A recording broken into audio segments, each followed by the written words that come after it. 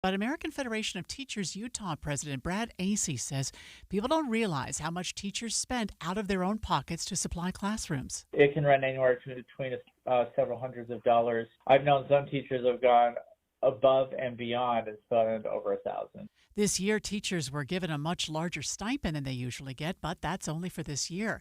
Acey says many start GoFundMes and Amazon wish lists to help out. He worries that these are the types of things that steer people away from being a teacher.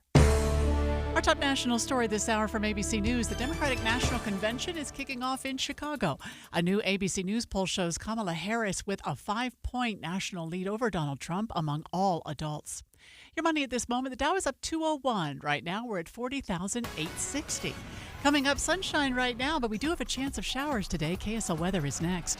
KSL News Time, 9:02.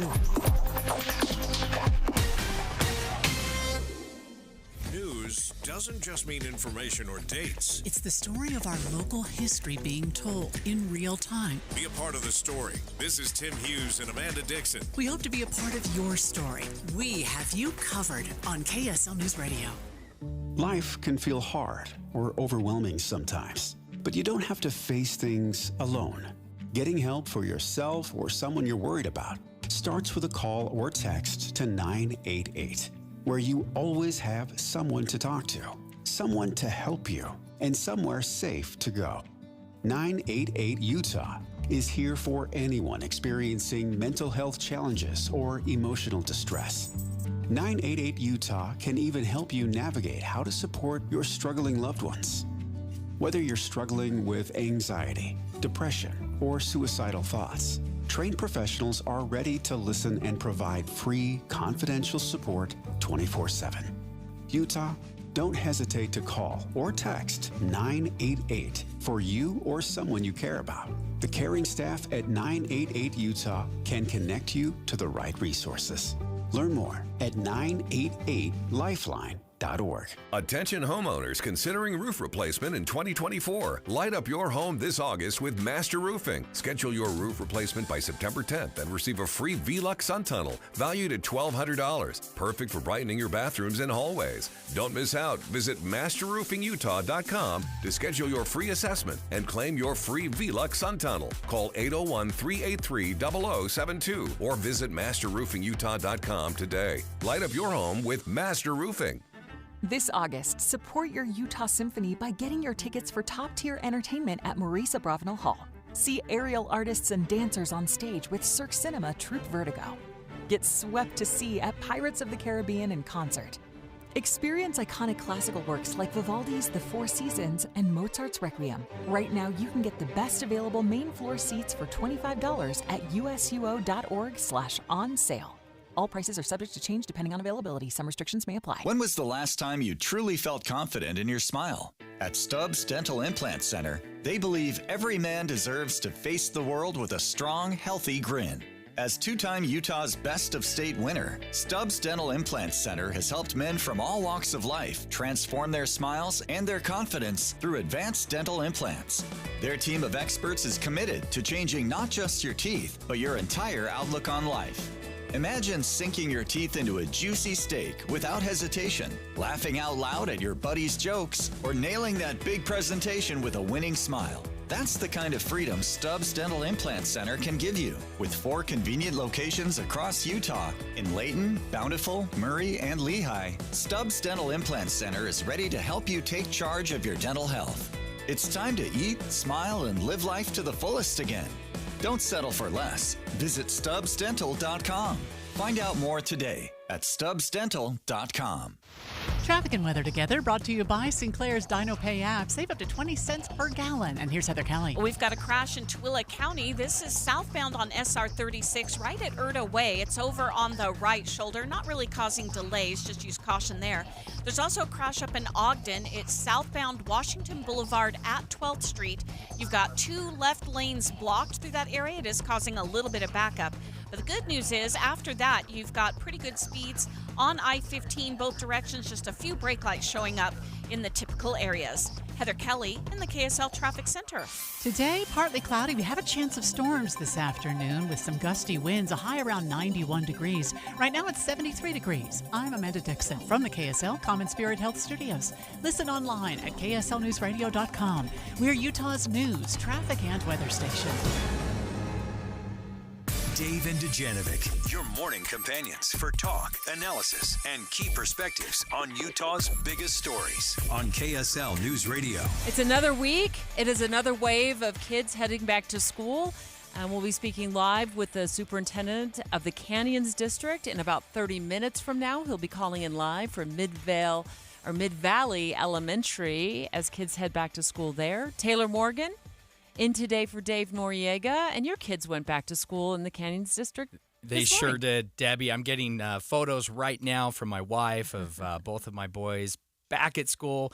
My older son, it's his very first day of high school, Debbie. Oh, fun. And I'm not sure who is more excited and nervous, my son or myself. I don't know.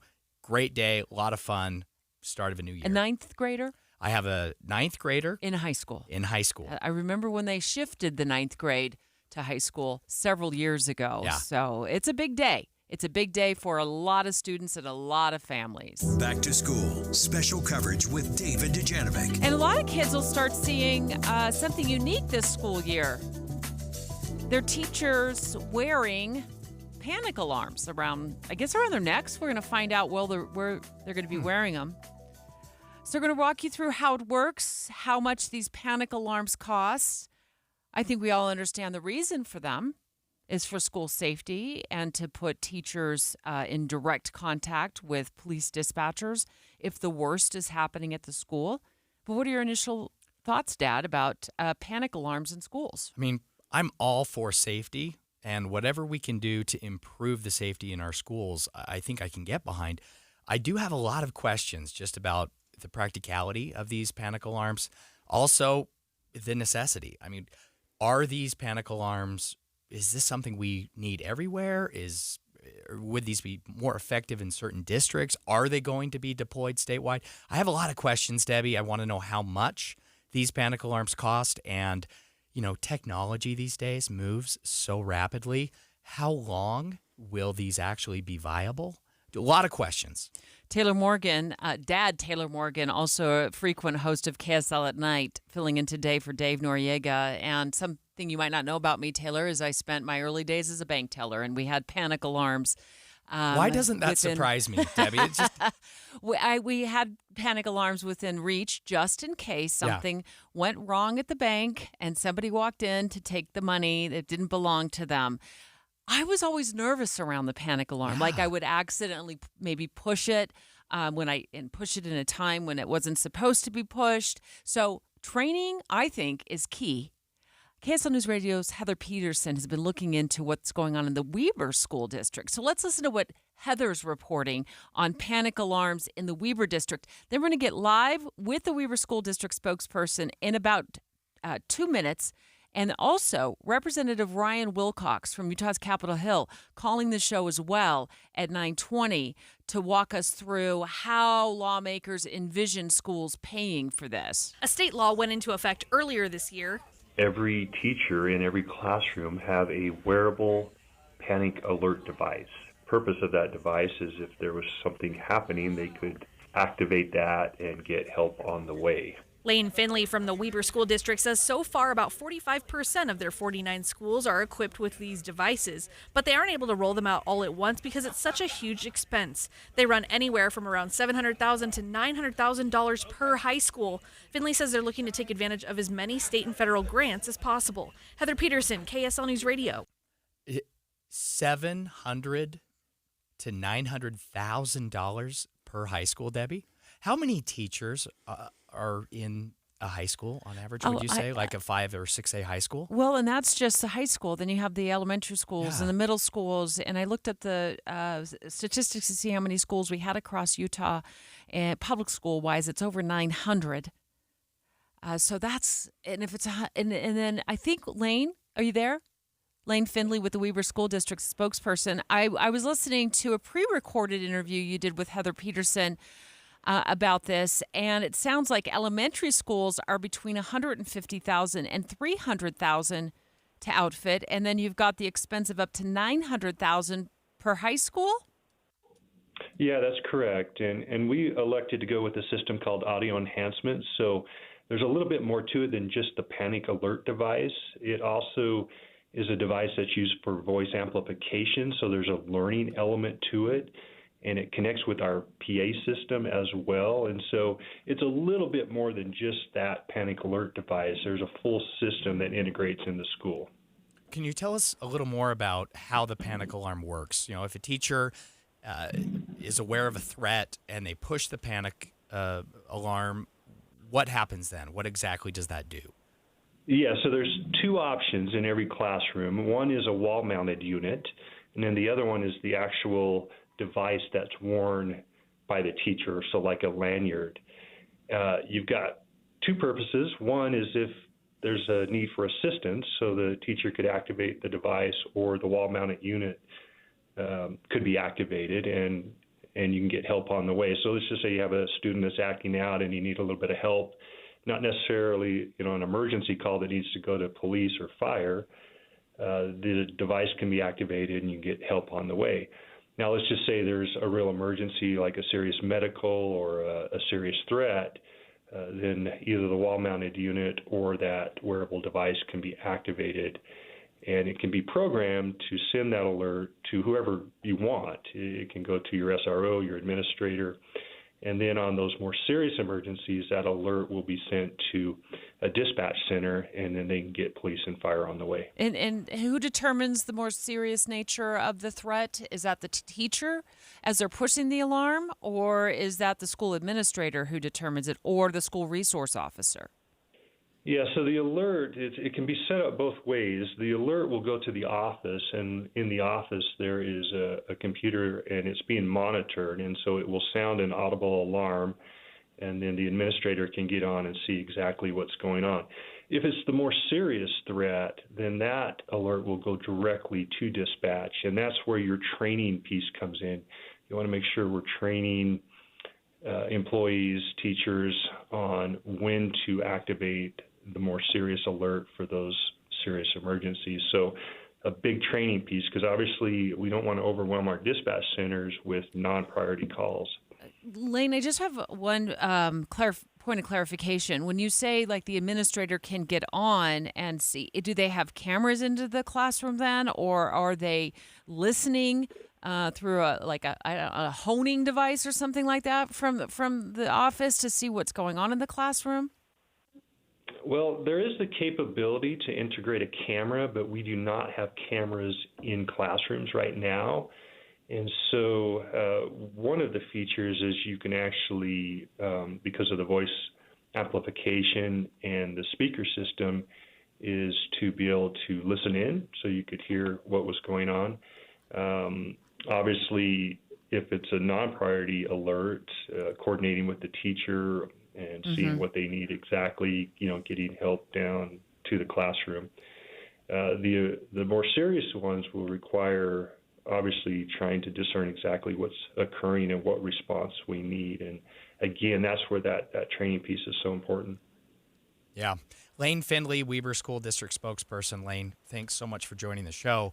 Debbie, I still have some questions. I'll tell you what, if there was a wall-mounted panic button in my high school when I was attending Brighton High, back in the late 90s, I guarantee you I would have pushed it. Like the fire alarm? Yeah. Pulling the fire alarm. We'll have to see how this plays out as these get implemented.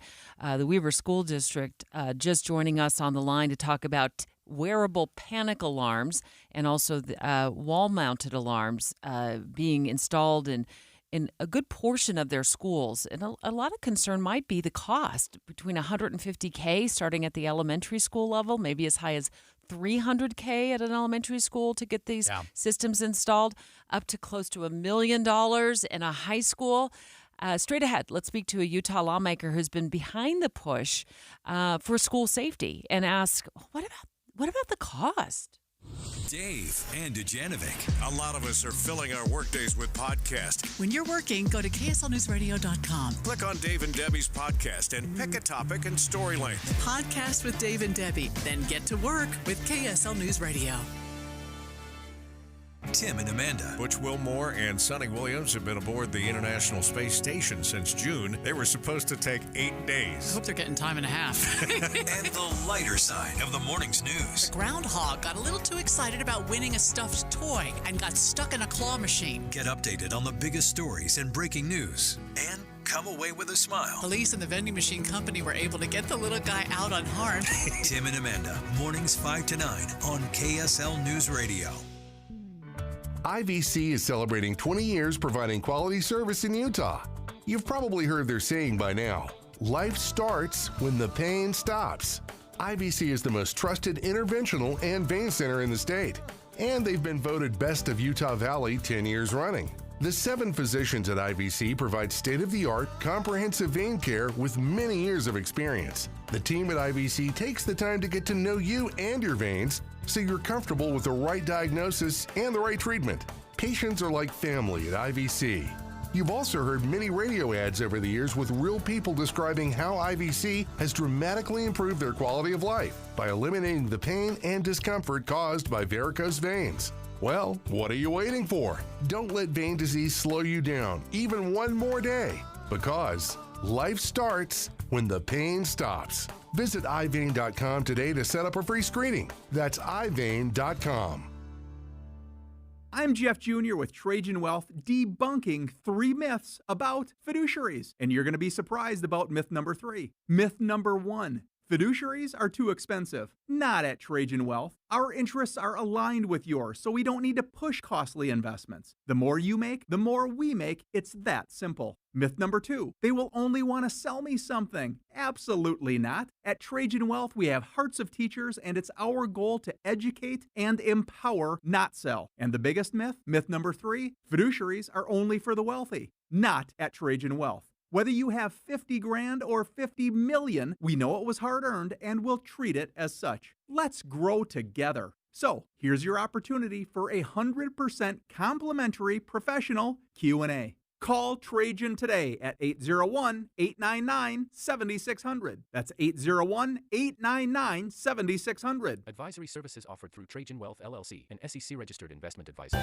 Suffering through the summer heat with an old, inefficient air conditioner? It's time to chill out with a brand new system from Gillette Services. Our expert install crews can be at your door the next day, getting your home cool and comfortable fast. Right now, enjoy sizzling savings with our limited time rebates and incentives. Save over $7,500 on your new AC system. Don't wait. Call 385-GET-COOL or visit GilletteServices.com for your free estimate today. Gillette Services, your homegrown service pros, keeping you cool all summer long. Discover the best of senior living at Trio Orem and Trio South Ogden. Today's older adults aren't wrapping up their life's journey, they're seeking a new one. And Trio Independent Living is here to help them do just that. With a smart, modern, and connected lifestyle, residents cultivate relationships and maximize independence through signature programs like Prime Fit Wellness that bring living well and well-being to life. Welcome to the new age of senior living. Schedule your visit at leisurecare.com/Utah today. Dave and Dujanovic. What our listeners need to know is what's going on behind the scenes. We hold weekly meetings on how to do our jobs as talk show hosts, as journalists, better than we did them yesterday. There's some very conservative voices. There's some very liberal voices. But there is space for both. And we're not at each other's throats. We're not yelling at each other. We're having a discussion. Listen for Dave and Dujanovic 9 to noon on KSL News Radio. With the 3 things you need to know this hour, I'm Amanda Dixon. First, construction crews will be busy making repairs on Highway 6 in Spanish Fork over 400 North. UDOT says the project will last about a week. Traffic will be reduced to 1 lane. Second, rescue crews were busy in southern Utah this weekend. They want to remind Utahns that storms can turn deadly in slot canyons. And third, several districts start school today. Canyons, Murray, Rich, Uinta, and Wasatch school districts are kicking off the school year. Right now, 73 degrees in Salt Lake City. Back to David Dujanovic on KSL News Radio. Dave and Dujanovic. Back to school. Special coverage with Dave and Dujanovic. I think it's It's just got to be a really cool day for a lot of Utah families as we get this, really a second wave of kids heading back to school today. And a lot of kids will notice something around their teachers' necks. Those are panic buttons, panic alarms that teachers will be wearing throughout the school year to be able to push a button in case of an emergency. We just spoke live with Lane Finley, who is a spokesperson for the Weber School District, and he was walking us through how it works. And I really actually would have to see it in action to really understand how it works. Taylor Morgan in today for Dave Noriega. Taylor is a frequent host of KSL at Night and also a dad who just sent his kiddos back to school today. Yeah, first day of school. What do you think about these panic buttons? Well, again, as I said last segment, anything that we can do to improve school safety, I'm all for it, right? I'm open to all ideas. The cost, I have a lot of questions about the cost. Ultimately, Debbie, my thought here is that these panic alarms would trigger a police or fire an emergency response, right? And the question I have is, do they really do that more quickly, more efficiently than, other ways we could do that today? And what are some other options, perhaps? Cell phones. Cell phones? I mean, what else could we spend this money on, perhaps? Yeah. I think you push your cell phone, the side button on your iPhone. SOS, you have the emergency option there. Click it a few times in a row, and it'll alert authorities and that I've you're in. Done that accidentally multiple times, so it is easy to do.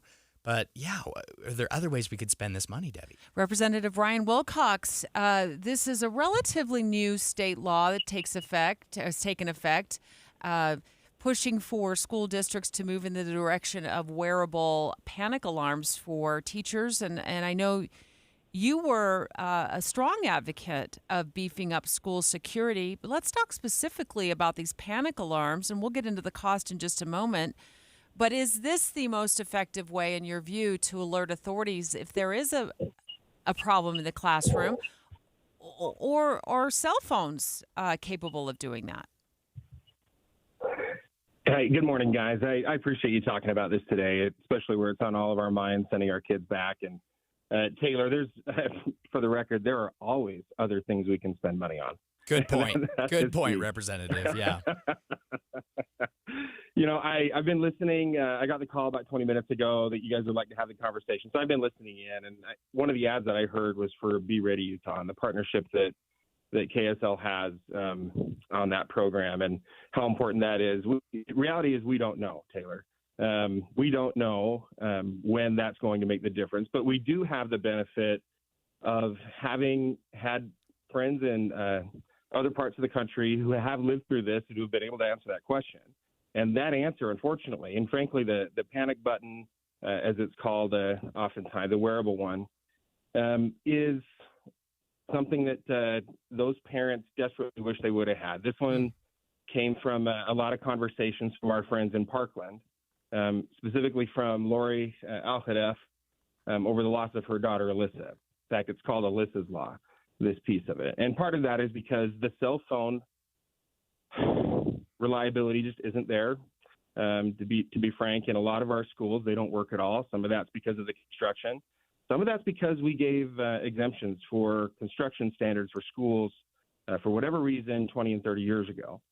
But the reality is those have not proven reliable. And in the case of Alyssa Al-Hadef, who was murdered that Valentine's Day, her mother assured her that she was coming, that help was on the way.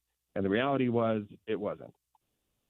So her parents, those who have lived through this, this is what they focus the rest of their life's work on, is making sure that nobody else has to live through this. And specifically with these particular alarms, is to make sure that they have a direct line, no matter what teacher it is, no matter what staff member it is, that in that worst case scenario, and again, this is not just in a violent attack on a school, this is in an earthquake. This is in, frankly, how they've been used most of the time, to your question earlier, has been in medical emergencies for staff. We've saved several staff members and teachers because we were able to get help far sooner than we would have otherwise. Not filtered through somebody else, but when it really is the emergency, directly through to dispatch. Representative Ryan Wilcox is live on the line with us right now talking about these newer panic alarms that a lot of kids will start seeing around their teachers' necks. They're wearable panic alarms to be used in an emergency. And, I'm thinking with the cell phone, range issue and not being able to get a signal, I'm also thinking that not always is somebody wearing their cell phone. They don't have it on them. So this would be potentially quicker to get emergency help. And in a perfect scenario, Representative, what do you want to see happen when this panic alarm is pushed? Do you want that signal to go directly to dispatch, or should it go through the office to be vetted first to make sure it's at a level that requires an emergency response so dispatchers aren't overloaded with, fake panic alarms? Yeah, thanks for asking that question. None of us want to, cry wolf in any given scenario. And on the outset, I used to work in retail as a younger man, and we also had those same panic alarms that you had at the bank. Mm-hmm. And there were a few times when we had to call them for legitimate reasons, for someone trying to steal or harm someone. But most of the time, it was because somebody bumped something that they shouldn't have. That will happen. We're aware of that. We're okay with that at the mall. And frankly, what we have to protect in our schools is far more valuable. Law enforcement knows how to handle it, knows how to check in on those. And that time, again, we're talking about seconds. The Parkland shooting was over in 3 minutes and 51 seconds, right? We're talking about that gap time that we can shorten, that we can warn others, that we can take effort to intervene, that really does make the difference. So, yes, we know that there may be some of those. Also, there's not likely, you mentioned that kids will see them, they likely won't see anything different. Okay. Lane was on, and he was talking about using a technology called audio enhancement that's frankly already in his schools. That's why they're already, so quickly available so shortly after the implementation of the bill. And that's because it's technology that already exists in our schools. It's already integrated in a lot of them because of its educational value. And in addition to that, what we're really talking about is the badge being worn around the neck. It'll look a little different, but to the kids, not at all. It's the same size as the card that they used to badge in and out with. So I doubt that kids will notice much. As far as the thing on the wall, that's a redundancy piece for some of those systems. Not all of those do that, and that's certainly not a requirement under the bill. I understand that that's how audio enhancements works, but there are several vendors who provide the technology and have different methods to get there. But that redundancy is very important. We do want people to call, of course, if needed. In fact, we're enhancing our Safe UT app that we use for school safety already and for mental health for our kids to make sure that they have the technology that they need and the access they need in the event of an emergency. We're speaking with Representative Wilcox, the lawmaker behind the push to bring panic buttons into Utah schools. Really quickly, Representative Wilcox, we have just about 30 seconds. Tell us about the money piece, because you heard my skepticism. I think I'm open. Sure. I appreciate, spending money on kid safety, that is important. Why is this so expensive? Well, some of that is not accurate numbers. I'll just be fair. Some of it is we don't know the total yet. But anything that has been done up to this point is based on a district contract or an individual school level contract. We have not issued the RFP for the statewide contract yet, which will be multi-vendor. And of course, bulk buying for one district is very different than bulk buying for 12 or 1,300 schools. So to say that we know that is not quite accurate. In addition, just remember, we've put $200 million into this over the last 2 years. We have made progress already. And there's, we're talking $8.5 billion of the budget and another, I believe, $1.8 billion over the last 4 years that has gone into this. So districts are at varying levels of prepared all across the spectrum. The important thing to know is that your schools are working their fastest. They're being creative. They're going and doing the work. As they get their assessments done and turned into us, then we'll be able to have a much more accurate number of what that might look like when we get those RFPs out and really understand the need across the state for where we're at. Well, Representative Ryan Wilcox, you know the phone number to the show. Please keep us posted on, the money component and also how this panic alarm process is working throughout the school year. We'd love to just keep our listeners informed. I know we all care about the safety of our students, and I know we also care about making sure that we're getting the best bargain we can to keep our students safe in terms of, the safety component is there, the price is right, and also the teacher training component is in place, so we don't have a lot of false alarms. So thank you so much. We've always appreciated you joining the show, and Taylor and I will revisit this in the 11 o'clock hour as we continue to go in depth on this new push for safety in Utah schools, and that's arming teachers with panic alarms. 9:30 at KSL News Radio. I'm Amanda Dixon. Our top story this hour, the Utah legislature is looking at holding a special session this week. It would address the Supreme Court's ruling in a gerrymandering lawsuit where they ruled a voter-led ballot initiative opting for an independent commission to draw congressional voting maps was protected by the state's constitution. Sources say the talks around adding a constitutional amendment to the November ballot. Our top national story now from ABC News. President Joe Biden will be the keynote speaker tonight at the Democratic National Convention as supporters and other lawmakers make their way to Chicago. Protesters are also hitting the streets of Chicago. Demanding a restoration of abortion rights and an end to U.S. involvement in Gaza, protesters marched in downtown Chicago Sunday. We think that the Democrats are in the best position to respond to our demands. Protest organizer Ann Rumberger. They're kind of our natural allies, but they do need to feel some pressure from the left. Demonstrations are planned each day of this convention, sometimes more than one in a day. Jim Ryan, ABC News, Chicago. Your money at this moment. The Dow is up 193. That's 0.5%. We're at 40,853. Coming up, we have sunshine this morning, but a chance of thunderstorms this afternoon. KSL weather is next. KSL News Time, 9:32. You know what's great about KSL's traffic coverage? Trained traffic reporters and real listeners. Trading information and making the commute safer and faster for everyone. Every 10 minutes on the nines, we have you covered on KSL News Radio.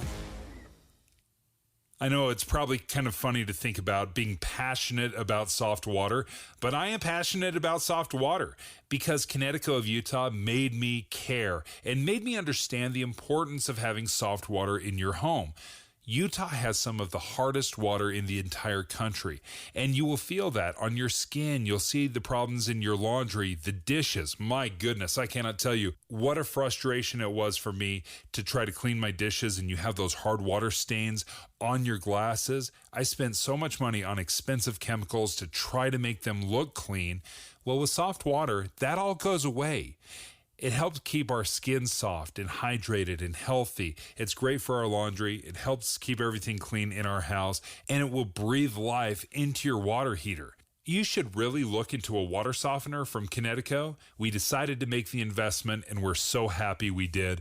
Connecticut is obviously an authorized Connecticut dealer. Just give them a call at 801-576-8600 or check them out online at softwaterutah.com.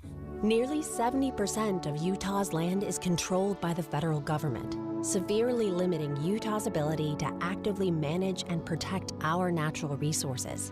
Our families, businesses, and communities know there's a better way. Utahns have been good stewards of our public lands for generations. That's why we're asking each and every Utahn to get informed, speak up, and learn more at standforourland.utah.gov. Do you have an IRA or 401k? It's natural to think of this as being your money, right? But remember, you still have to pay taxes when you withdraw this money in retirement. And you could be paying a lot more in taxes on these accounts than you know. A lot more. Learn the strategies that can help you reduce or eliminate your taxes in retirement. Don't miss a special edition of Retirement Solutions Radio this Saturday afternoon at 3 o'clock, right here on KSL News Radio 1027. This is the story of the one. As a warehouse manager, her job is to transform chaos into clarity and to see patterns where others see problems. Luckily, she's got a partner who shares her perspective. Grainger offers over 1 million industrial-grade products, backed by real-person support and in-depth online resources, so she can tackle every task with precision and turn potential setbacks into streamlined success. Call clickgrainger.com or just stop by. Grainger, for the ones who get it done. As a roofer, I don't have time to fail. Homeowners rely on me, so I rely on Beacon. Beacon's unique network of branches work together to get me what I need when I need it. And with the Beacon Pro Plus app, I've got the brands I depend on, like GAF, right at my fingertips. Now through September 15th, purchase high-quality GAF with Beacon Pro Plus and earn up to $1,500. Go to BECN.com or download the Beacon Pro Plus app today. Beacon, always building. Traffic and weather together, brought to you by Sinclair's Dino Pay app. Save up to 20 cents per gallon. And here's Heather Kelly. Well, we're back to normal freeway speeds all across the Wasatch Front. No delays right now on I-15, the east or west side belt routes, and the 201 freeway. But we do have a couple of minor fender benders to contend with. One of them is out in Tooele County. It's SR 36 southbound, right at Erta Way. The vehicles are on the right shoulder. And then if you're trying to get into Park City, if you exit from eastbound I-80 onto Kimball Junction, not only is there road construction there with lane restrictions, but there's a crash within that road construction right on that exit ramp to Kimball Junction. Heather Kelly in the KSL Traffic Center. Today will be partly cloudy with a chance of storms this afternoon, producing some gusty winds. A high around 91 degrees. Right now it's sunny and 75 degrees. I'm Amanda Dixon from the KSL Common Spirit Health Studios. Listen online at kslnewsradio.com. We're Utah's news, traffic, and weather station. Dave and Dujanovic, your morning companions for talk, analysis, and key perspectives on Utah's biggest stories on KSL News Radio. Back to school, special coverage with Dave and Dujanovic. I think when we flash back to the 1980s when I was in high school, Taylor, and by the way, Taylor Morgan in today for Dave Noriega. This is big anecdotal. Hair, Debbie. I'm big picturing hair. you with very large hair, some acid wash denim, right? Oh no. I think if you were to ask the teachers and probably the students what the biggest issue facing students of my day, it would have been we were growing concerned about drug use, drugs, particularly marijuana being for sale, maybe in some of the locker areas, and alcohol use. And then you fast forward to the 90s when I was an education reporter at Channel 4 News here in town. And I was doing stories on education every single day. Many teachers started to worry about the influx of gangs and gang violence in and around schools. Well, today, according to Pew Research, the very top worry, by a landslide, quite frankly, among teachers for their students is poverty. And then they worry about chronic absenteeism. Yeah. And then they worry about anxiety and depression. So the shift has been more toward, how kids are able to show up at school without support of their parents, or if their parents are supportive, they're working 2 and 3 jobs to keep the family afloat. There's homelessness. There's anxiety and depression that kids are worrying about and dealing with, and schools are trying to cope with. So the shift in worries is gone from drugs and alcohol. This is my view. And now we see in research, it's poverty, chronic absenteeism, anxiety, and depression. Yeah, and I'm sure the drugs and alcohol and the gangs, Debbie, based different areas of the country, right? None of those concerns have gone away. They're still there. They're still there, According but to yet the research, they're still there. These other concerns have really taken center stage because they're so prevalent. We're talking homelessness, chronic absenteeism, student mental health. I went to a high school freshman orientation for my 14-year-old son on Friday morning. And I think at least half of that presentation was dedicated to mental health resources for high school students and for their parents.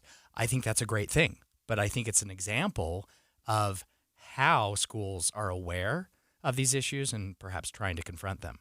Dr. Rick Robbins is the superintendent of the Canyon School District. You're live at Mid-Valley Elementary. Hey, You're first day of school. live and in Exciting to person. see all the kids back. Absolutely. Well, Awesome. Thanks for having me on. Yeah, thanks for joining us. I'm sure the Absolutely. kids are excited. Let's start with this poverty component. Yeah. Because you look at this Canyon School District, for example, where my kids went to school at Brighton High. And I went to Brighton High. And Taylor is Go Bengals. Go Bengals. is a Bengal. And, Now the average price of a home there is upwards of $700,000. Yet I'm sure you're seeing a number of kids who are dealing with a situation where they're homeless. They're living in poverty. Yeah, you wouldn't really believe that in Canyon School District, but we have nearly 2,000 homeless students, and and it really crosses all spectrums of demographics. It's just something that's happening. We're seeing more and more refugee students come into the state of Utah, and about 60% of them are also homeless. So it's a real challenge. I mean, it's all hands on deck to help these students out. Yeah. What is Canyon's district doing specifically? What can you do on homelessness? So I think the biggest thing is really trying to provide wraparound services. We do a lot with onboarding when families get here. We try to provide services, just to help with daily needs in that hierarchy of needs. One of the things that we've done over the last 2 years is establish teen centers. That was something that wasn't around when we were kids, but we're trying to establish in each of our high schools a teen center where students can get their clothes washed, they can get food, they can get support, and just have their needs met, in a way that they really get to keep their dignity, but at the same time, they can find help to get clothes or food or whatever they need. So we're grateful for the funding. Our legislature approved some last year, and we hope to see that keep going. How has this kind of affected chronic absenteeism? Because I know a lot of school districts are experiencing that. Is homelessness driving some of that? Well, I think it's a bigger picture. I think to the point you guys were talking about earlier, the overall wellness and mental health situation with our students. I believe if we're not in a crisis, we're very close. So many students dealing with anxiety from all of these pressures, not just economically, but all of the culture wars that are going on. And our students are, our schools and our students are a reflection of our society and our families, and a lot of that, that takes place out in the public, it comes into our schools, and so students, really feel that, and it causes a lot of trauma and anxiety that they have to deal with, and so. Over the last 2 years, we've increased counselors, social workers, psychologists. We've really tried to ramp that up. We provide mental health screening to our students because we know how important it is to get them to providers and services that they need. But ultimately, it comes down to building relationships. That it's going to take all of us, parents, teachers, educators, and community to really turn this tide. Dr. Robbins, it sounds to me like kids are responding and they're sad and they're depressed over what is going on outside of the school. Is that what you're experiencing? Yeah, we see that all the time. I mean, as you mentioned, when you think about the economic and social pressures on our students, the cost of living, they have to contribute. In most cases, many families are just trying to make ends meet. Inflation obviously hasn't helped any of that, and so it just puts those additional pressures on our students. And so, as a family, when you're trying to prioritize, meeting ends meet, but also making sure that you're engaged at school and learning, that becomes a challenge. And so we get that, and we want to be a partner in any way that we can to support our families in Canyons. And my glass is half full. It's a tough time right now. I think we're still experiencing some of this from the pandemic, but I'm hopeful that as we continue to work this out, that things will get better. Yeah, we're speaking with Dr. Rick Robbins, Superintendent of the Canyons School District. Dr. Robbins, I'm a dad. I have 2 kids. They both are in Canyons District. They started today. Very exciting. What is something you hope parents would know or do to be involved, to be more aware? What's something that I need to know as my kids start school this year? I think just kind of getting at their level, and understanding the pressures that they're feeling. I think as adults and parents, sometimes we get caught up in our own world, whether it's our cell phones or our jobs or whatnot. But just understand that your children, they do want to hear from you. They want to know how you feel. And so I think simply, engaging them in a conversation about how their day is going and what challenges do they face. They face an entirely different world and set of circumstances than we ever did. So, I think just taking a moment to put our phones down and have a conversation about how they're doing goes a long, long way. They want to hear from you. Yeah. Well, thank you very much, Dr. Rick Robbins, Superintendent of the Canyon School District. Yeah, say hi to all the folks out there at Mid-Valley Elementary. Thanks for taking time out of your morning to fill us in on what is going on with our kids. And Taylor, you're a dad. Kids just went back to school today. Yeah. My kids are long since graduated from high school, but let's put on our mom and dad's hat and talk about where we see things are at right now with kids after our conversation with Dr. Robbins. Dave and Dujanovic. You know KSL is the only news radio for your car, right? The only news radio for your smart speaker. Come here in the morning. It's the latest news and traffic. In the afternoon, news and updated weather. We have you covered at KSL News Radio. Tim Jr. here from RGS Exteriors. I want to tell you about our famous "You Don't Need a Warranty" warranty. That's right. It's a warranty you don't need, but we give it to you anyway. Let me explain.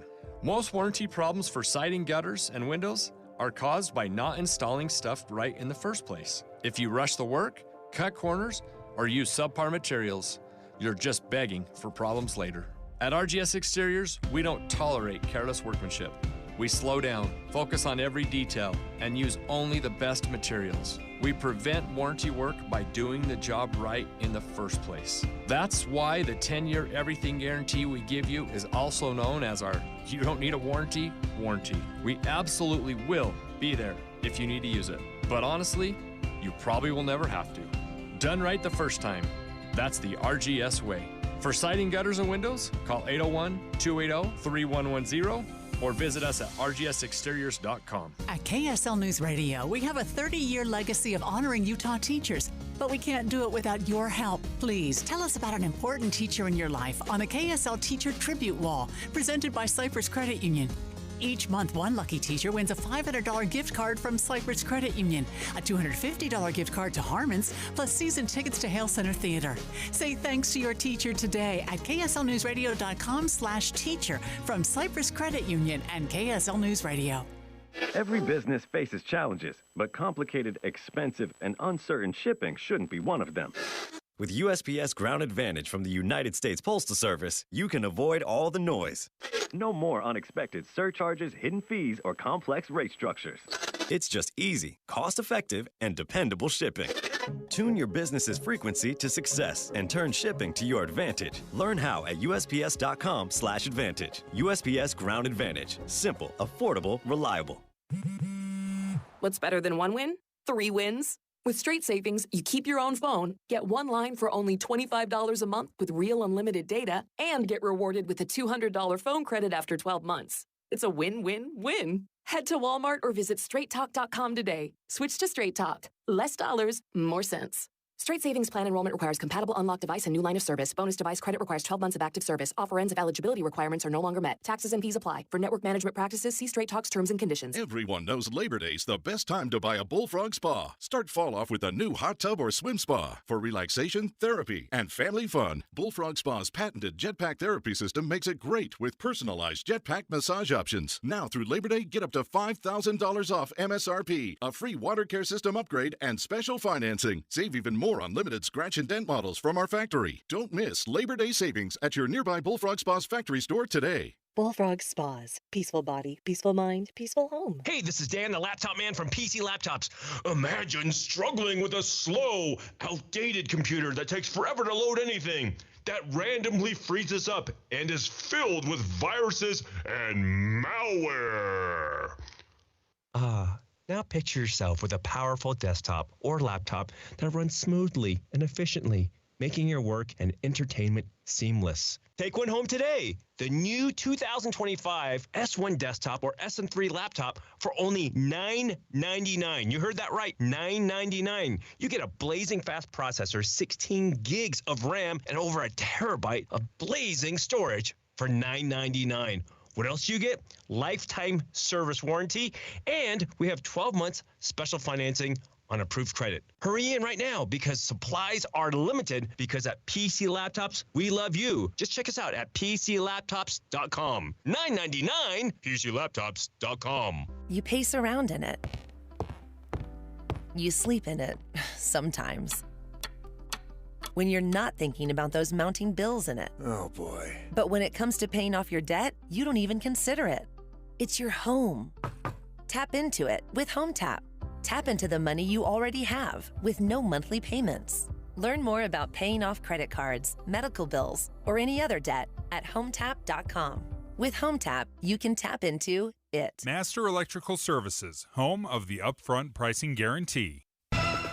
With the 3 things you need to know this hour, I'm Amanda Dixon. First, the Utah legislature is looking at holding a special session this week. It could address the Supreme Court ruling on a gerrymandering lawsuit. Second, you may want to think twice before grabbing another caffeinated drink. A new study found drinking too much caffeine could increase your chances of heart problems. And third, Utah teachers often spend hundreds of dollars on school supplies for their own classrooms. Some teachers are using GoFundMe or Amazon Wishlist to help gather needed supplies. Right now, 75 degrees in Salt Lake City. Back to David Dujanovic on KSL News Radio. Dave and Dujanovic. Back to school. Special coverage with David Dujanovic. On this first day back to school in the Canyons District, we just got off the line with Superintendent Dr. Rick Robbins about issues and pressures facing kids in the district, and he talked about 2,000 students in the Canyon District alone. That number is shocking to facing me, homelessness, Debbie. yeah. Shocking. And we're talking about the Canyons District, perhaps one of the more affluent districts geographically in the state. 2,000 homeless kids. And this is an issue that we know school districts all over the state are trying to help kids deal with. Parents have been, forced out of their homes because of inflation or affordability or job loss, or maybe there's been a medical emergency in the family and the medical bills have taken over the budget.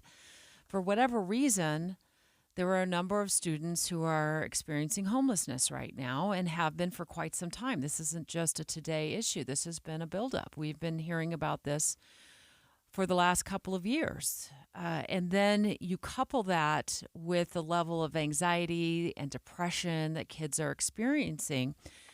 And one of the things that Dr. Robbins pointed out that makes me just feel so bad for kids and kind of where we put them. A lot of adults will, it's us parents and, maybe it's the news cycle or it's their exposure to social media. They're just exposed to a lot of things and conflicts and news and social media that you and I never were, Taylor. Yeah, I was thinking about this, Debbie, and we were chatting a little bit. And I was hearkening back to my glory days back in high school. Debbie, I think I peaked in maybe 10th, 11th grade. Mm-hmm. And I had no sense of what was happening in the world outside of Brighton High School. That was my world. And the things that I was worried about, Debbie, were really, friends and sports and, if my parents were going to find out about this or that, or, that is what I was stressed out about. The world, as you said, the world was so much smaller. And so good or bad, I don't know, but how do we help our kids deal with all of this and learn from it and react in a positive way and in an optimistic way? Yeah. I was thinking, when I got up and got ready for high school, what was the biggest worry on my mind? Would I be able to would I be able to get there in time if I walked? And would I be able to find a parking spot if I drove? My senior year, I was driving. That was the biggest worry. Now think about our own kids. I want you to think back to what your biggest worry was going to high school if you're a parent of a high schooler. And now think about, and Taylor, you're in the situation. Your son entered high school for the first time this morning. Yeah. So your biggest worry was what when you got to school in the morning? Oh. If you'd be able to get to your locker or something like that. Yeah, I was typically, and it's still the case today, Debbie, I was always running about 5 to 15 minutes late. And really, my biggest worry was where to park, right? Okay. What's your son's biggest worry, do you think? Oh, my goodness. Oh my goodness. The list is so long. The list is so long. We did a back to school dinner last night, and we really talked through a lot of these things. And I think my son is really dealing with a lot, and he's a good kid, Debbie, but he's excited. He's nervous. I just think there are so many pressures upon him. Honestly, he's in the dual immersion French program in the Canyons District. He's got to take a big test at the end of the year. I know he's worried about that. Yeah, there's a lot of pressure to perform. Yeah. Maybe more pressure to perform than we felt as kids. And you couple that with other issues that kids are going through that our own kids haven't experienced. Maybe it's anxiety and depression. Their kids are also dealing with the fact that they can't get to school because they don't have a way to school. They don't have a supportive parental situation going on where they can't find a way to school. So there's chronic absenteeism. There's the poverty we spoke of. And the Pew Research Institute has done a lot of research in this particular area. And these are the top issues that teachers say are facing kids today: poverty, chronic absenteeism, and anxiety. So we asked Dr. Rick Robbins from the Canyon School District when I was on the line just a few moments ago, and you asked him this, Taylor, what we can do as parents. I think just kind of getting at their level, and understanding the pressures that they're feeling. I think as adults and parents, sometimes we get caught up in our own world, whether it's our cell phones or our jobs or whatnot, but just understand that your children, they do want to hear from you. They want to know how you feel. And so I think simply, engaging them in a conversation about how their day is going and what challenges do they face. They face an entirely different world and set of circumstances than we ever did. So, I think just taking a moment to put our phones down and have a conversation about how they're doing goes a long, long way. They want to hear from you. Yeah, I think this is so important, Debbie, and it's something that... But do you do it? I haven't. Really, I have not done it to the degree I should. We didn't have the cell phone situation that parents have today because the smartphones kind of came on the scene when my kids were a little older, and I've talked about that many times on the show. However, I do know this, and I just had this conversation with my oldest, who's 28 years old. Yesterday, we went up to paddleboard at Causey Reservoir. It was a beautiful day out, and we left our cell phones in the car, and we were out there for a couple of hours, and then when we got back to the car and deflated everything, it was a good 3 hours. Yeah. And we talked about on the drive out of Causey, Taylor, which is, up north. It was a good drive.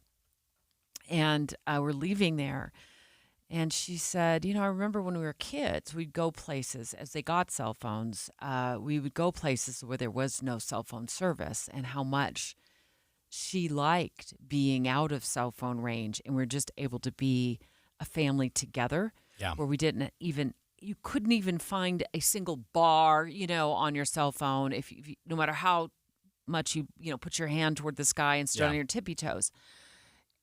I'm telling you that because that was by accident, not by design, that we would, and there weren't as many cell phone towers back then. So it was easier to get into areas without cell phone service, but she appreciated that and she remembers that.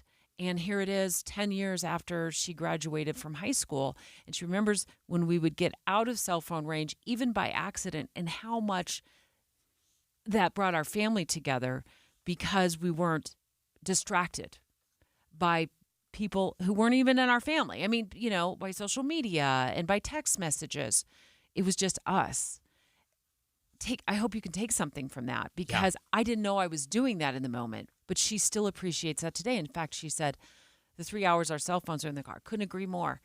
What a glorious time it was to just be on the lake together. Yeah, I really love Dr. Robbins' advice to all of us. Put our cell phones down and talk, including our kids. We put our phones down, and our kids need to put their phones down, and then we need to talk and have a conversation about these things together. Yeah, and connecting with them one-on-one.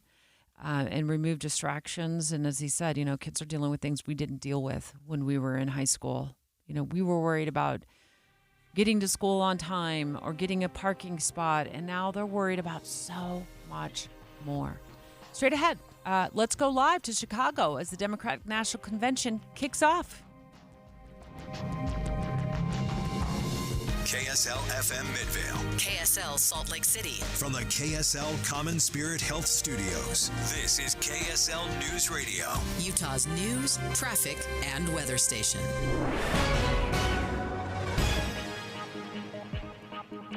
It's 10 o'clock at KSL News Radio. I'm Dan Bomas. Our top story this hour, we have breaking news. A shooting in Riverton overnight. Police are saying that the man who was shot and killed was actually wearing a Kevlar vest and carrying a machete. Also had a handgun. And Josh Lee with the Riverton Police say detectives found evidence that led them to suspects in the case. Riverton detectives found a jacket with an ID in it that had an Orem address on it. And so they obtained a warrant, and with Orem officers, Riverton officers executed the warrant and found a 20 and 24-year-old.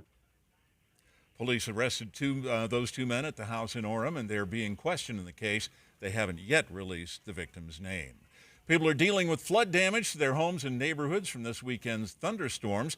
Neighborhoods around the state. KSL News Radio's World Johansson has that story. People from St. George, Fountain Green, Saratoga Springs, and Eagle Mountain sent in videos and photos of flooding in their neighborhoods. Some videos show water leaking into homes from window wells and pooling up on roads. Other pictures showed people pulling out furniture and family pictures that were damaged by the flood, and trenches dug around homes to lead the water away. Our top national story this hour from ABC News. The Democratic National Convention kicks off in Chicago today with 5,000 delegates, many more visitors and demonstrators coming to town. President Biden is expected to address the convention tonight, along with First Lady Jill Biden. On the way, we'll be looking at a little less likely storm situation, and that's next. KSL News Time, 10:01. We hope you have the right app on your phone for news. You probably have dozens. But the KSL News Radio app, well, it makes our live stream super easy. Plus, our talk shows are right there as podcast for your workday. That's the app for KSL News Radio. When might you be buzzed? When you suddenly love everything. You guys, I love this song. I love these nachos. I love our kickball league. Ugh! I love this guy. What's your name? You know what I'd love? A ride when it's time to head out. If you see a buzzed warning sign, call for a ride when it's time to go home. Buzz driving is drunk driving. A message from NHTSA and the Ad Council. I love your car. Is this real leather? What's that sound? That's the sound of Downy Unstoppable scent beads going into your washing machine and giving your clothes freshness that lasts all day long. There it is again. It's like music to your ears, or more like music to your nose. That freshness is irresistible. Let's get a Downy Unstoppables bottle shake. And now a sniff solo. Nice. With Downy Unstoppables, you just toss, wash, wow, for all-day freshness. We were living in a townhome, renting at the time. We were ready to own our own house. Once we found a realtor, a world of possibilities opened up to us. We found a house that we really wanted, but we thought at first that it might be out of our price range, that we couldn't afford it. Our realtor was able to introduce us to state programs that help first-time home buyers, such as a state grant and state help to lower the interest rate. In the end, she made it possible so that we could buy a home.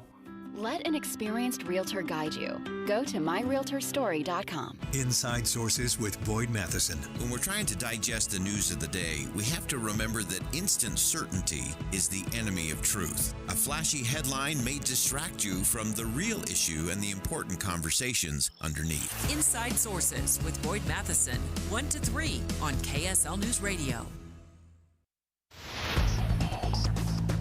Traffic. Things are moving along fairly well all across. Traffic and weather together, brought to you by Sinclair's Dino Pay app. Save up to 20 cents per gallon. And here's Heather Kelly. Things are moving along pretty well all across the Wasatch Front. No delays right now on I-15, the east or west side belt routes, or the 201 freeway. But we do have a report of a crash in Murray.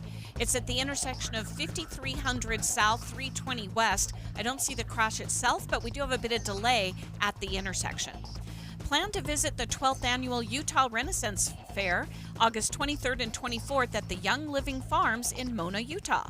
Visit utahrenfair.org for tickets and details. Heather Kelly in the KSL Traffic Center. We could see some scattered thunderstorms again this afternoon. A drier pattern moves in for the middle of the week, then more storms for the weekend. And right now, we're looking at 75 degrees with sunny skies. I'm Dan Bomis from the KSL Common Spirit Health Studios. Listen online at kslnewsradio.com. We're Utah's news, traffic, and weather station. Dave and Dujanovic, your morning companions for talk, analysis, and key perspectives on Utah's biggest stories. On KSL News Radio, the Democratic National Convention. Special coverage with Dave and Dujanovic. And it's kicking off in Chicago. And we have, delegates from Utah have traveled back. We spoke to one on Friday who was getting ready to run to the airport just after a haircut, Taylor, and jump on a plane, fly out to Chicago. Gotta be at your best for convention. Taylor Morgan in today for Dave Noriega. Taylor is a host of KSL at Night, and also you have worked on political campaigns. You're a lobbyist. You own a public relations firm. You have worked back in Congress. So, Debbie, you're just putting a laundry list out there, giving people reasons to not like me. All accurate, I hope. Yes. Did I check all the boxes? Accurate. Have you been to a national convention at any point? No, I have not. I tend to want to steer clear of political theater personally. I've helped clients get ready for conventions, but myself, I tend to stay away from those things. First Lady Jill Biden on the agenda to speak today. Secretary of State Hillary Clinton also on the agenda. Tomorrow, it'll be former President Obama. And former President Clinton will speak on Wednesday. So in terms of the who's who of the Democratic Party, it seems like they all are in Chicago. Former House Speaker Nancy Pelosi is on the list to speak. Vice Presidential nominee Tim Walz is on the list as well. And then it'll wrap up on Thursday with presidential candidate Kamala Harris. Claire Collard, she's the incoming Utah Democratic. Am I getting this right? What's your title exactly? I want to make sure I'm getting this right. Yeah. Good morning. My title is DNC Committee Woman. So I'm the committee woman for the state of Utah. For the state of Utah. And are you going to be sitting on any committee back there at the national convention? Not on any committees here. I don't assume my role until Friday. Gavel goes down on Thursday evening, and I assume I'm the incoming committee woman. Okay. So I assume that role Friday. Okay. Claire, remind us and our listeners about the vote to nominate Vice President Kamala Harris as the party's nominee. Has that vote already taken place virtually? Will there be an additional in-person vote this week in Chicago? What is the status of the official vote to nominate Vice President Kamala Harris? Yeah, actually, there was a roll call vote that took place about a week and a half ago, coming up on 2 weeks ago. We had to do that. It was a kind of procedural thing, and there were some issues with a couple of states, Ohio in particular. So we wanted to have that done before August 7th. And there will be a roll call vote tomorrow night, Tuesday. So everyone should watch. You'll be able to see the Utah delegation. And there will be a roll call vote, but it really is a ceremonial vote. Vice President Harris is truly the nominee at this point. Okay. I think there's been also a lot of euphoria, and perhaps I think the New York Times stated it well today, saying that she's closed the enthusiasm gap that was being experienced as Democrats, faced the potential for President Joe Biden to run again until he decided that he would, remove himself from the ticket. But there's also been a lot of chatter about her doing more national television interviews, her explaining to voters what her platform is, what her position is on immigration, what her position is on the economy. Is that something that you are also kind of hoping and maybe even demanding from her to explain this week, and from other party leaders to explain to the rest of the party and to those who are still undecided voters? Well, I would say that first and foremost, the level of enthusiasm and energy that's here. I mean, I'm here at McCormick Place where the caucus meetings are taking place. Of course, the actual convention will take place at the United Center.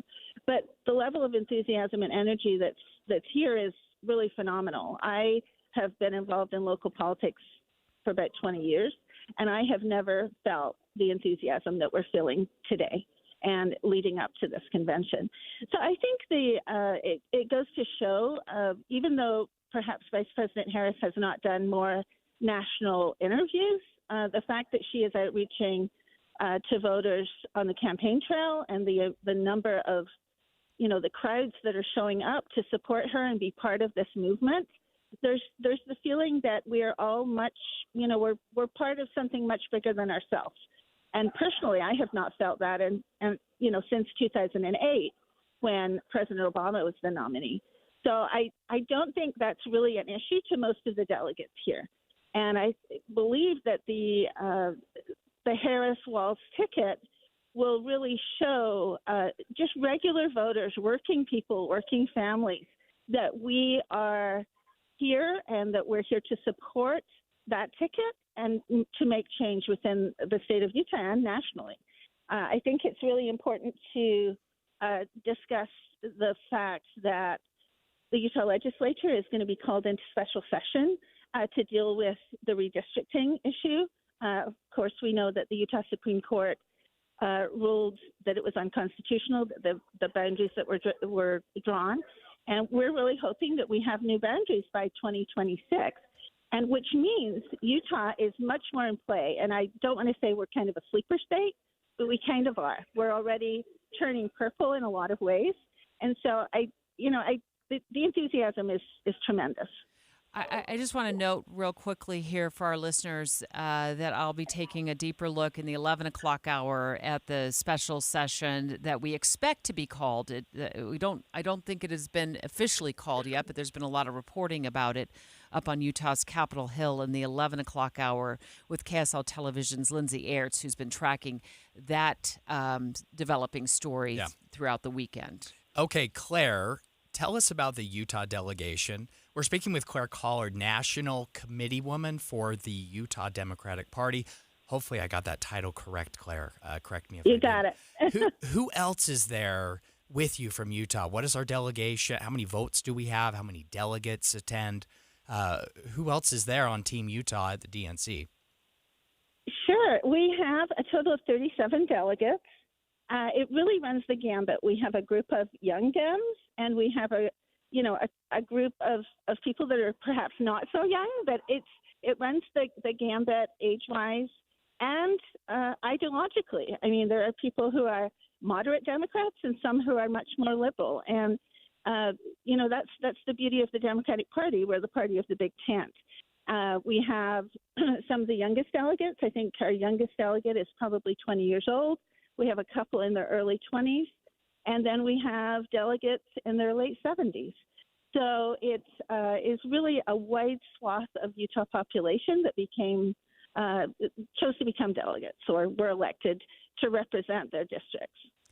Claire Collard, good luck this week. We'll be checking back in Chicago throughout the week with Utahns who have flown back to the area to be a part of the the Democratic National Convention. Thank you so much for joining us today. Straight ahead, Taylor, I want to talk more with you about what you see that Kamala Harris needs to do in order to win over undecided voters. Let me just read this headline from the New York Times. To undecided voters, Harris is famous but unknown, and they want to learn more. I don't know that they do, Debbie. All right, your hot take next. Dave and Dujanovic. Dave and Debbie go out of their way to make sure you hear all sides of a story. They're working the phones to get several viewpoints on for you. Hi, it's Tim and Amanda. We get you the full story, too. We have you covered on KSL News Radio. The Democratic National Convention. Already, I'm happy to know that we have enough delegates to secure the nomination. What are the party's plans to move the country forward? Get full coverage mornings and afternoons and join the conversation middays. The Democratic National Convention this week on KSL News Radio. When you crash your car, you get it fixed. When your computer crashes, you get a new one. But what will you do if you've been saving in a 401k or an IRA and the market crashes? If you're in your 30s or 40s, you'll be just fine. But if you're in or near retirement, you could be in trouble. Mike Stevens and his team at Capital Wealth Advisors are here to help. They can run a risk analysis to see if you're too heavily invested in the market. Don't let the ups and downs of Wall Street control you or your retirement dreams. Call 801-210-5500 today to schedule your risk analysis with Mike Stevens and the team at Capital Wealth Advisors. That's 801-210-5500. Crashes happen. Question is, are you ready? Capital Wealth Advisors, 801-210-5500. Investing involves risk, including the potential loss of principal. Advisory services offered through Capital Wealth Advisors, LLC, a state of Utah registered investment advisor. Paid for by government. Did you hear? A secret hoard of 1932 $10 gold Indian coins have been found. These gorgeous 1932 gold coins are as bright and shiny as the day they were struck, and less than 500 of these gold coins are available. Coin experts are calling the secret U.S. gold coin discovery a once-in-a-lifetime opportunity, and you can own a piece of the hoard. When you call, you are guaranteed a 1932 dated gold coin featuring Lady Liberty with an Indian war headdress and a majestic eagle. With limited availability, you must call now. These 1932 dated gold coins are still in uncirculated condition with brilliant luster. That is 92 years of history you can hold in your hand. To learn more, call 1-800-495-6468. Call now and you'll receive a free bonus over a $55 value free with every order. Call 1-800-495-6468 now to secure your 1932 $10 gold Indian coins before they sell out. Don't wait. You must act fast. Call now. Attention homeowners considering roof replacement in 2024. Light up your home this August with Master Roofing. Schedule your roof replacement by September 10th and receive a free V-Lux sun tunnel valued at $1,200. Perfect for brightening your bathrooms and hallways. Don't miss out. Visit masterroofingutah.com to schedule your free assessment and claim your free V-Lux sun tunnel. Call 801-383-0072 or visit masterroofingutah.com today. Light up your home with Master Roofing. So I'm Kate. This is my 4th year with Mountain Heights Academy. They're very helpful because you get that one-on-one interaction with your teachers. And it's live too, so they're talking to you and you're talking to them. If you have a question, even outside of their office hours, they'll be like, what's up, I want to help you as much as possible, so that you can be successful and get the grades that you deserve. Mountain Heights Academy is an online public school for grades 7 through 12. Visit our website to learn how it can work for you. Looking for a beautiful and functional upgrade to your home? 3 Day Blinds has you covered. At 3 Day Blinds, our free in-home design consultation makes it easy. A 3 Day Blinds design expert will help you find the window treatment solution that works best for your home's needs and style. We bring the showroom to you with loads of samples, giving you an idea of how different fabrics look in your home. Your designer also provides expert measurements and helps coordinate installation. Book your free in-home consultation by visiting 3dayblinds.com. Take control of your window treatments with Motorized by 3 Day Blinds. Whether you're at home or on vacation, you can operate your window treatments with the touch of a button using the 3 Day Blinds app. 3 Day Blinds has specialized in window treatments for more than 40 years, and it's the name people trust. At 3 Day Blinds, we have stylish and functional window treatments for any occasion. For your free custom same-day quote, schedule your free in-home design consultation now at 3dayblinds.com. That's 3dayblinds.com. Getting help with electrical repairs is easier than you think. All you have to do is call Any Hour Services or schedule an appointment at anyhourservices.com. No one helps more homeowners than Any Hour Services. Dave and Dujanovic. If you're driving to work or you're driving the kids to a soccer game, we're your in-car companions. People will come up to me and say, "Oh, I talk to you every day. You don't realize it because I'm talking at the radio, but I talk to you every day." Listen for Dave and Dujanovic 9 to noon on KSL News Radio. With the three things you need to know this hour, I'm Dan Bomas. First, Riverton police say a man was shot and killed overnight in a very unusual case. The victim wearing a Kevlar vest and carrying weapons. 2 men are being questioned after they were found at a house in Orem. Second, heavy thunderstorms caused flooding in communities all over central Utah.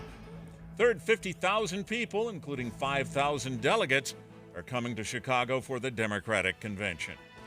Right now, 75 degrees and sunny in Salt Lake City. And back to Dave and Dujanovic on KSL News Radio. Dave and Dujanovic. The Democratic National Convention. Special coverage with Dave and Dujanovic. We're just live with a member of the Utah delegation back at the Democratic National Convention in Chicago. Gets started today. Kamala Harris, who is not the presumptive nominee, she is the nominee for the Democrats. Will speak on Thursday. I have some thoughts about, Debbie. Can I jump in now? Go for it. I'm sorry to interrupt you. No, you're good. Go. Listen, I know that political conventions are political theater, and this is a lot more about reaching voters with a message and celebrating the party, celebrating the nominee. It's all political theater, right?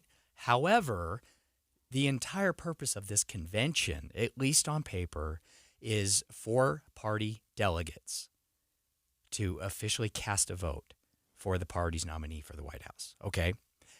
But that's not even happening in Chicago this already week, done Debbie, virtually. because that was done virtually. Right. And I'm not certain why. I should have asked Claire Collard this question.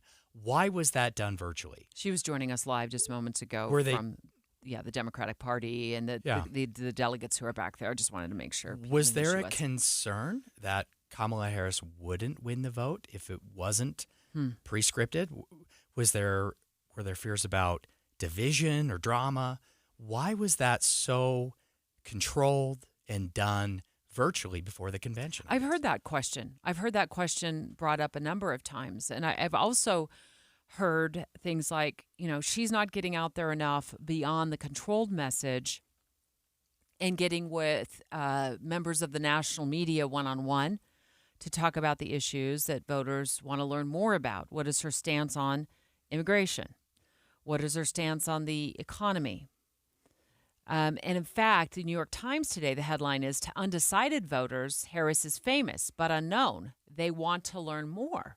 What's your hot take on that? Okay, my hot take on that is they want to know more, but Kamala Harris and the Democrats don't want them to know more. Mm-hmm. Now, I have a bias. I'm a Republican, and I work in the campaign space as a consultant. So just putting that out there that I have an opinion, and this is all just Taylor Morgan and my opinions, but I think the Democrats here with Kamala Harris and how this all played out with President Biden, I think they stumbled into a winning strategy here, potentially. How's that? Well, Kamala Harris has been nowhere to be found as vice president.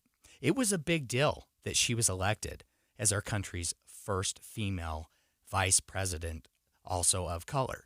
That was a big deal, and it was celebrated. And then we haven't seen Kamala Harris really as vice president for the last 3.5 years, Debbie. She's been nowhere to be found, at least when it comes to public and press or positions on key issues. And, of course, with President Biden having to drop out the way he did, the idea now of Kamala Harris is what I think people are so excited about, right? We don't know what we don't know about Kamala Harris, but we're excited and energized about the idea of Kamala Harris. So in this New York Times article, would you agree with this? They report, they said a poll released last week by the Pew Research Center found that Harris has erased the enthusiasm gap between Democrats and Republicans. 62% of Harris's voters now say they strongly support her, compared with 43% of Biden voters who expressed strong support for him in July. And among former President Trump's supporters, 64% characterized their backing for him as strong. So with Biden sitting at 43% in July, and Harris now pulling up that number to 62% to almost match where President Trump's number is at 64%. If you just look at the poll numbers, it does seem like voters are enthused. Oh, yeah. By her nomination. It's a race now. It's a real election, Debbie. It's a real contest. So, but can she ride the euphoria or the enthusiasm train until November? I think she has to. Honestly, I think that's her best strategy. Less is more in this case. I think voters are so excited. Some voters, I should say, some, not all, of course, especially Democrats, are so excited about the idea of having an alternative to Donald Trump and to Joe Biden that the more that voters learn about Kamala Harris, now, the more potential there is for her to lose votes, right? So you're saying just continue to ride the controlled statements, the social media popularity that she might be enjoying in this moment, the rallies, which seem to be very well attended and energized. Yeah. Stay on that track. See, Taylor, absolutely, Debbie. I feel like voters are going to start looking at this, and already some have. I've heard interviews. I see quotes from voters who say they want to know more about her because of where she was more in the shadows as vice president. Sure. They don't know a lot about where she stands on different policies. Well, Debbie, what is this saying? Don't ever meet your heroes because you'll be disappointed. I think voters want to know more about Kamala Harris. But again, I don't think that getting to know more about her necessarily means they will be even more likely to support her. I think she risks losing voters if she does do too much to talk about issues and policies and where she is on those. So how do they ride the wave without making it so obvious that she's not speaking one-on-one with news reporters? Now, they said there's going to be a debate in September. We've heard rumblings of a debate, and we'll continue to get more information on that, and maybe more than one debate. But even debates, I mean, okay, some of that feels very practiced and rehearsed. Yeah. They know their talking points. But the one-on-one interviews with seasoned journalists who and from multiple news organizations at different times, how does she continue to avoid that, if you will, if that's indeed part of the campaign strategy, and not have it be glaringly obvious that she's not doing these interviews? I don't know, Debbie. That is the question. How would you do that as a strategist? Well, I would really lean on the way she somehow did it for the last 3 years as vice president. Really didn't see much of her. So clearly, Kamala Harris and her team know how to manage the press. They know how to handle that. And look, I think that the contrast between Donald Trump and Kamala Harris, I don't know that those kind of journalists are going to necessarily punish her that much for being strategic in that way. We'll see. But again, voters have that choice between the idea of Kamala Harris or the reality of Donald Trump. Kamala Harris, I think, needs to protect the idea and the feeling that voters have right now about her. Ride that momentum as long as she can, Debbie.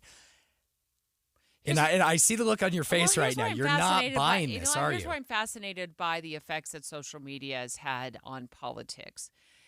Is we might feel like we are hearing from them because when we doom scroll through our social media feeds and it's in the palm of our hands and whoever's speaking to us is right in our face and perhaps are answering one or two questions that we've had as voters, we're just accepting that as, okay, that's their stance. I now know where she or he stands on it, and we scroll. And things have changed so much. And if campaigns can play the social media game correctly, as voters, we may be convinced we've heard enough. We know what their position is. Yeah, we don't need to hear them go, one-on-one with Lester Holt, or we don't need to hear them on Fox News, or we don't need to hear them on CNN, or, I mean, I would like to, but the fact that they're just peppering, sugarcoating our social media feeds, I mean, use all of the adjectives to describe it. Yeah. That's enough for us. And so we are, in some ways, buying in that we feel like, okay, we know who they are. We know what their stances are. I heard them on Instagram. I heard them on TikTok. I saw them on Facebook. I'm just gonna use that information, and we're just doing things differently now. We don't do them the way we used to, where they do sit down one-on-one interviews and risk the gotcha moment. There is so much Kamala Harris content out there, Debbie. And yes, most of it is years old, but it is still out there, and it is working, and voters are left wanting more. That's a winning strategy. It's 10:30 at KSL News Radio. I'm Dan Bomas. KSL's top local story this hour. Riverton police are questioning two men possibly involved in what they're calling a very unusual shooting case. The two were arrested at a house in Orem after detectives found a jacket with ID near the shooting. On the scene, they found a 19-year-old shot multiple times. He was wearing a Kevlar vest and had a handgun and a machete with him. Josh Lee from the Riverton Police. They haven't yet released the victim's name. The Utah legislature could potentially hold a special session this week regarding a recent state Supreme Court decision. Sources tell KSL-TV lawmakers have talked about adding a constitutional amendment to the November ballot after the High Court ruled against the state in a lawsuit regarding Utah's new congressional voting maps. And we'll keep you posted when we hear more from Capitol Hill. Our top national story this hour from ABC News. Pioneering talk show host Phil Donahue died Sunday at the age of 88. His show, launched in 1967 in his native Ohio, featured an atheist on the first show, and from that point on, Donahue never shied away from hot-button issues. The show won 20 Emmy Awards in its 26-year national run. Your money at this moment, the Dow Jones average up on the day now 179 points, while the NASDAQ is up 67 right now. And our KSL weather, we could see a thunderstorm again this afternoon. That's next. KSL News Time, 10:31. It's a priority for us at this station to bring you all sides of a story and to talk about the news fairly, completely. Get all the facts and be really aware. Utah's Morning News with us, Tim and Amanda. Weekday mornings 5 to 9 on KSL News Radio. So we have some super exciting news to announce. Master Electrical Service has joined Mountain Home Services. Dave's talked about how Mountain Home Services worked on his system years ago, and that's what the beauty is that with the combination of Master Electrical Service teaming up with Mountain Home Services, now they can help you with your HVAC, your heating and air, and your plumbing. Additionally, of course, Mountain Home Services has been your trusted source for all your electrical needs. Those EV chargers, the generators, the recessed lighting, the ceiling fans, all with that upfront pricing guarantee that I love to talk about. That upfront pricing guarantee means that the quote they give you at the front end is the price you pay when the job is done. There are no hidden fees. And as always, 100% satisfaction guarantee. Master Electrical has been the name you trust since 1954. So give them a call today at 801-543-2222, 801-543-2222, or look them up online at mountainhomeutah.com. Nearly 70% of Utah's land is controlled by the federal government, severely limiting Utah's ability to actively manage and protect our natural resources. Our families, businesses, and communities know there's a better way. Utahns have been good stewards of our public lands for generations. That's why we're asking each and every Utahn to get informed, speak up, and learn more at standforourland.utah.gov. 911, what's your emergency? Someone on the other line said they kidnapped my son. On September 12, 1995, McKay Everett disappeared from his home in Conroe, Texas. There was no sign of forced entry. It was just as if McKay had walked out of his own free will. And to this day, McKay's mother, Paulette, feels that justice was never truly served. Ransom is available now. Listen at ransompodcast.com or wherever you get your podcasts. Traffic and weather together, brought to you by Sinclair's DinoPay app. Save up to 20 cents per gallon. And here's Heather Kelly. We've got a crash on Legacy Parkway. This is northbound in North Salt Lake.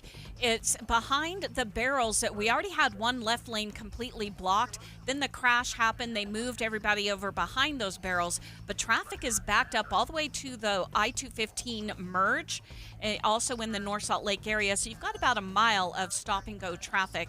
It's going to add an extra 10 minutes to your commute trying to get onto and through Legacy Parkway.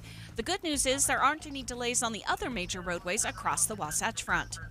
The UACPA supports certified public accountants in Utah through ongoing professional education and leadership development. Find a CPA that works for you. UACPA.org. Heather Kelly in the KSL Traffic Center. And we could see more scattered thunderstorms this afternoon. A drier pattern moves in for the middle of the week, then some additional storms for the weekend. And right now we're at 78 degrees with sunny skies. I'm Dan Bomas from the KSL Common Spirit Health Studios. Listen online at kslnewsradio.com. We're Utah's news, traffic, and weather station. Dave and Dujanovic, your morning companions for talk, analysis, and key perspectives on Utah's biggest stories on KSL News Radio. Well, back to school continuing this week. We had some students head back to school last week. This week, it's another wave of students, including students in the Canyon School District on the south end of Salt Lake County. And as I'm looking at this Pew Research, Taylor Morgan in today for Dave Noriega, and we spoke earlier to the Canyon School District Superintendent, Dr. Rick Robbins, about some of the issues they're dealing with there in the district. This Pew Research also talks about most teachers and how they view parent involvement in schools. And they surveyed a couple of thousand teachers. It was late last year that the survey went out, and then the information got published. And it says, 79% of teachers feel that parents just are insufficient when it comes to holding their children accountable if they misbehave in school. So let's talk. Yeah. Let's talk more about the angle of how teachers view parent involvement, and they're saying it's insufficient. Yeah, especially when it comes to holding their kids accountable if they misbehave. Well, I can't imagine, Debbie. I met my third grader. I met both of his teachers at back to school night last week, and my wife and I made it clear that, we're on their side, the teacher side, if there's ever any issues, right?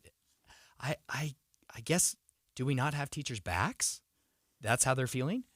Well, I think just from a parent perspective, I knew if I got an email from a teacher or a text from a teacher or phone call from the school saying that one of my kids was acting up or there were some problems with assignments, I too took the teacher's side. And then sometimes I would just march with my child right over to the school as soon as I could. Absolutely. And deal with it. But there were also times, you've got kids in school for, for 2 decades. So at some point, I'm sure I took my child's side instead of the teacher's. Probably some teacher who's listening now saying, you didn't do that then. Debbie was way too involved. Way too. Sometimes I think as parents, just my experience, full-time mom, full-time wife, full-time employee, full-time CEO of the household, CFO, CEO, all of the things. Part-time paddleboarder. Part-time paddleboarder, full-time grocery shopper, full-time chef.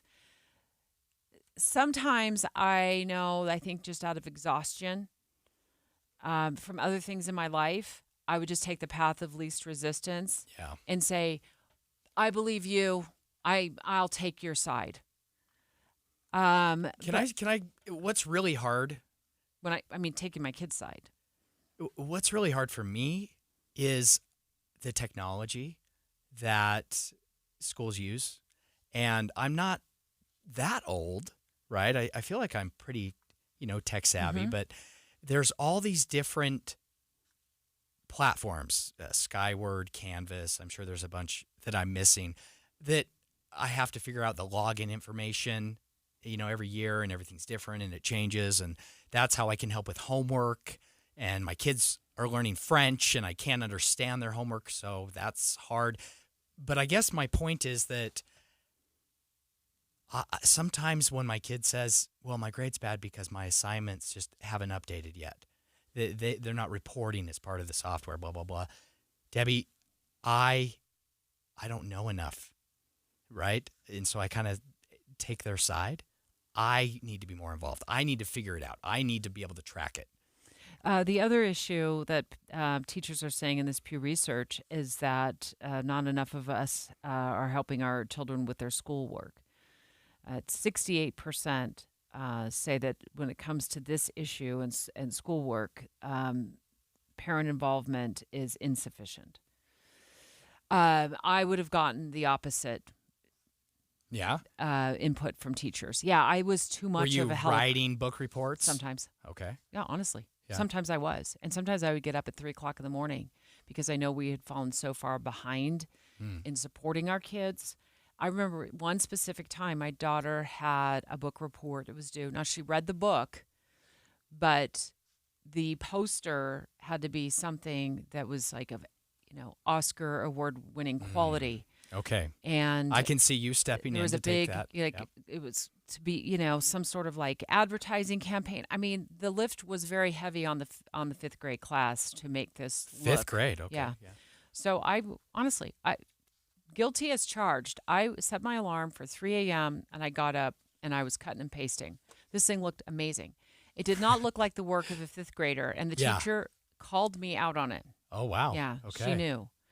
But that's not good either. It's like you can be over the top and too helicopter. She should have done it on her own, or at least maybe with a little bit of support from mom. Well, and it's tough, right? Maybe 5th grade is a little too early, but kids also need to learn the consequences of not doing their schoolwork and their homework. We had plenty of that too. Yeah. I mean, we had plenty of that going on too. I'm sure. Where, we would get notifications that assignments weren't being done in droves sometimes, and then I would feel like a terrible parent because I had let this slip. I didn't realize that, that these homework assignments were wadded up in the back of the closet and weren't done. Honestly, that did happen at one point. And when I found that out, I drove right to the school. I didn't stop for any stop. So I drove right to the let school. me I did ask stop, this. but you know what I mean? I was just so, and then I remember seeing my child's face as she was running down the hall toward me. I'm sure she thought I was there to take her out of school for some exciting field trip to Lagoon. And immediately it was like, we're going to the principal's office because these assignments haven't been turned in. And I was now this was kind of pre-Canvas and all the other fancy schmancy things that came along after. Sure. But definitely, I mean, it's like it was when it rained, it poured. And then when there was a drought, well, that's when the homework assignments were found crumpled up at the back of the closet. And sure enough, that's exactly where they were. Yeah. And then the other thing teachers say that parents are guilty of is not making sure that their children are in attendance. And this is something that we talked to Dr. Rick Robbins from the Canyon School District about, is the chronic absenteeism that's being experienced within the Canyons District and other districts as well. And that also is, factoring into whether they're, how they're learning, and also their mental health issues. Over the last 2 years, we've increased counselors, social workers, psychologists. We've really tried to ramp that up. We provide mental health screening to our students because we know how important it is to get them to providers and services that they need. But ultimately, it comes down to building relationships. That it's going to take all of us, parents, teachers, educators, and community to really turn this tide. Debbie, I'm hearing one theme that is consistent through all of these concerns. We're talking about holding kids accountable for behavior at school. We're talking about helping kids with their homework. We're talking about ensuring they attend school. We just heard Dr. Robbins there talk about mental health issues. I think ultimately the thread through all of these concerns is that parents need to be more involved and more communicative with their kids and with educators and administrators. I think having those relationships and conversations is really, really key to all of these. And not letting them off the hook with it. I'm fine. Yeah. Yeah. How you doing? What's your strategy for this school year as your son heads into high school? My 14-year-old is a very good kid. He is a strong, silent, just straight A kid, right? First year today, first day of high school. Mm-hmm. Debbie, I told him last night as we were having a little bit of a back-to-school dinner that my goal for this school year for him is to talk more, just to have conversations. I want to know what's going on in his life. I'm not going to judge him. I'm not going to parent or lecture him. You know, I want to know what's happening, good, bad, what he's feeling. I want to know about his wins, his losses. And I promise to tell him the same about my life. I just want to talk more openly with my son because he is very much, how was your day today? Good. What's going on at school? That's typically what it is, Debbie. And I as a parent and he as my son, we have to move past that if he's going to really succeed in high school. Mm-hmm. And then you'll have a better idea of how homework assignments are going and how he's feeling about school and how he likes or doesn't like particular classes. Yeah. Just by having those open lines of communication. And I don't need to solve all of that, right? That doesn't mean that I have to fix everything. Great point. I need to let him tell me about it. Yeah, you do not need to set the alarm for 3 a.m. to get up and make your son's book report project look like some sort of Oscar-winning, submission. Yeah. You just need to be there for him, be an ear. You need to be a dad. Yeah. You need to be a dad. Yeah. All right. That's great, Taylor. Love it. Dave and Dujanovic. Current events can have a lot of moving parts. Our job is to make it easy to keep up. You're part of a bigger world, so spend 15 or 20 minutes here and be part of it. Join us weekday mornings between 5 and 9 on KSL News Radio.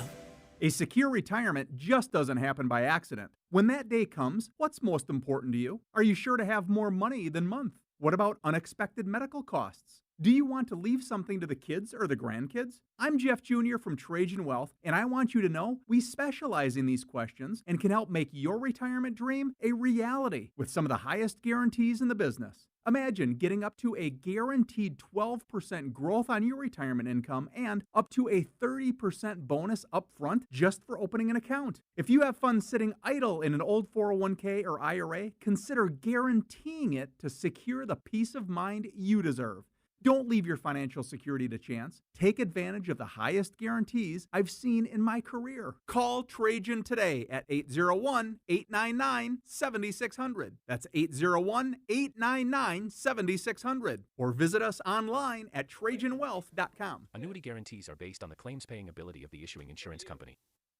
Join KSL and the movie show this Friday from 10 to 1 at the Salt Lake NPS store. That's at 1600 Empire Road in Salt Lake City. NPSstore.com. IVC is celebrating 20 years providing quality service in Utah. You've probably heard their saying by now, life starts when the pain stops. IVC is the most trusted interventional and vein center in the state, and they've been voted Best of Utah Valley 10 years running. The 7 physicians at IVC provide state-of-the-art, comprehensive vein care with many years of experience. The team at IVC takes the time to get to know you and your veins so you're comfortable with the right diagnosis and the right treatment. Patients are like family at IVC. You've also heard many radio ads over the years with real people describing how IVC has dramatically improved their quality of life by eliminating the pain and discomfort caused by varicose veins. Well, what are you waiting for? Don't let vein disease slow you down even one more day, because life starts when the pain stops. Visit ivein.com today to set up a free screening. That's ivein.com. Paid for by government. Did you hear? A secret hoard of 1932 $10 gold Indian coins have been found. These gorgeous 1932 gold coins are as bright and shiny as the day they were struck, and less than 500 of these gold coins are available. Coin experts are calling the secret U.S. gold coin discovery a once-in-a-lifetime opportunity, and you can own a piece of the hoard. When you call, you are guaranteed a 1932 dated gold coin featuring Lady Liberty with an Indian war headdress and a majestic eagle. With limited availability, you must call now. These 1932 dated gold coins are still in uncirculated condition with brilliant luster. That is 92 years of history you can hold in your hand. To learn more, call 1-800-495-6468. Call now and you'll receive a free bonus over a $55 value free with every order. Call 1-800-495-6468 now to secure your 1932 $10 gold Indian coins before they sell out. Don't wait. You must act fast. Call now. With the three things you need to know this hour, I'm Dan Bomas. First, Riverton police questioning two men in a fatal shooting overnight. Second, the Utah legislature may hold a special session this week to look at some recent decisions by the Utah Supreme Court. And third, pioneering talk show host Phil Donahue has died at the age of 88. Right now, 78 degrees and sunny in Salt Lake City. And back to Dave and Dujanovic on KSL News Radio. Dave, and Dujanovic. Dave and Dujanovic have inside sources. Well, this week is the Democratic National Convention in Chicago. We will have live coverage throughout the week from Chicago. Boyd Matheson of Inside Sources in studio with Taylor Morgan and myself right now. Taylor Morgan, of course, frequent host of KSL at Night from 7 to 9. And every time there's a major event put on by one side, the other side certainly has to counter, right? So with the Democrats meeting in Chicago, I'm curious to know what the Republican strategy would be. I think the Republican strategy is just maybe to get out some popcorn, sit back and watch, let the Democrats celebrate Joe Biden. And then ultimately, I think the Republicans need to find a way to force Kamala Harris to talk about issues. Because going back to our previous segment, Debbie, my thought was the best strategy for Democrats with Kamala Harris is that less is more. The idea is exciting, but the facts and the details and the issues, I think, could turn away voters. Republicans need to find a way to force or shame the Democrats into getting into the weeds. Boyd? What do you think it is? So I think it's really interesting. Usually when you have a convention like this, you're trying to do some sort of counter messaging from the other side. So a way to kind of, most people are saying draw eyeballs away from Chicago. Currently, the former president is doing a strategy which isn't really a strategy. I think it's closer to flailing. And he's just trying to figure out how many different pejoratives he can put before, after, or in the middle of Kamala Harris's name.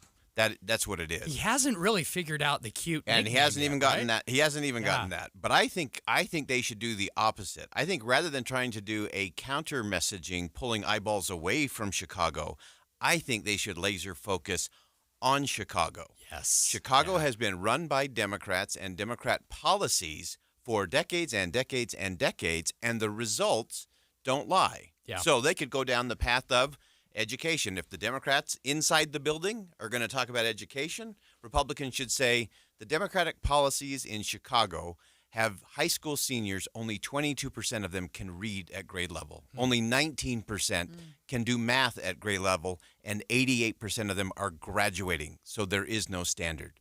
If they're going to talk about inside the building, the United Center, the Democrats are going to talk about taxes. The Republicans should talk about taxes. In Illinois and Chicago, the sales tax is 10.25%. Property taxes have doubled in the last 5 years. If they're going to talk about being secure and strong and safe, then the Republicans could say for the 12th year in a row, Chicago has had the highest crime rate and the highest homicide rate in the country. And also, people are leaving Chicago and Illinois. Yeah. They're the highest in the country. People are fleeing, and they're not going to sunny places like Arizona. They're going to places around there. And so I think if they were to have a strategy, and I don't think the Republicans have a strategy. If they had a strategy, they should say, these are the policies that they have put forward, the Democrats in Illinois, bluest of blue states, and Chicago, bluest of blue cities, for decades and decades, and here are the results. We've heard some discussion about potential protests, particularly over what is going on between Israel and Hamas and the war. If that does indeed spin up into a level where it receives a lot of coverage, is that something that Republicans should also focus on? I think they'll hit that, and they'll do it more in terms of uncertainty, but I don't think the Republicans really have a strategy in that space either. And so that one's a little harder. So I would even say more so than the protesters outside the building. The disconnect is between the people in the building and everyone else who's trying to live in that area. That's where the big disconnect is. And I think that's the challenge, kind of going back to your point, Taylor, in terms of specifics and what is it that the vice president is going to put forward in terms of policy.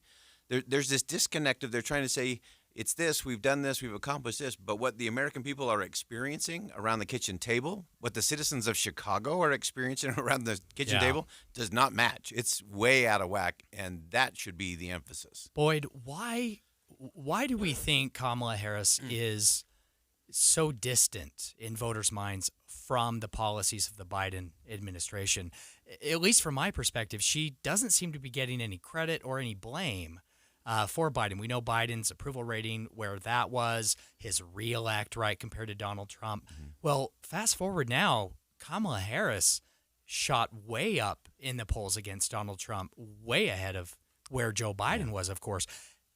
Why isn't there any connection to the policies of the Biden administration? Yeah. And you hit the two words, distant and connection. Yeah. And the fact was she wasn't connected and she wasn't involved. She was very distant from a lot of those policies, so nobody really attaches the Biden policies to Kamala Harris.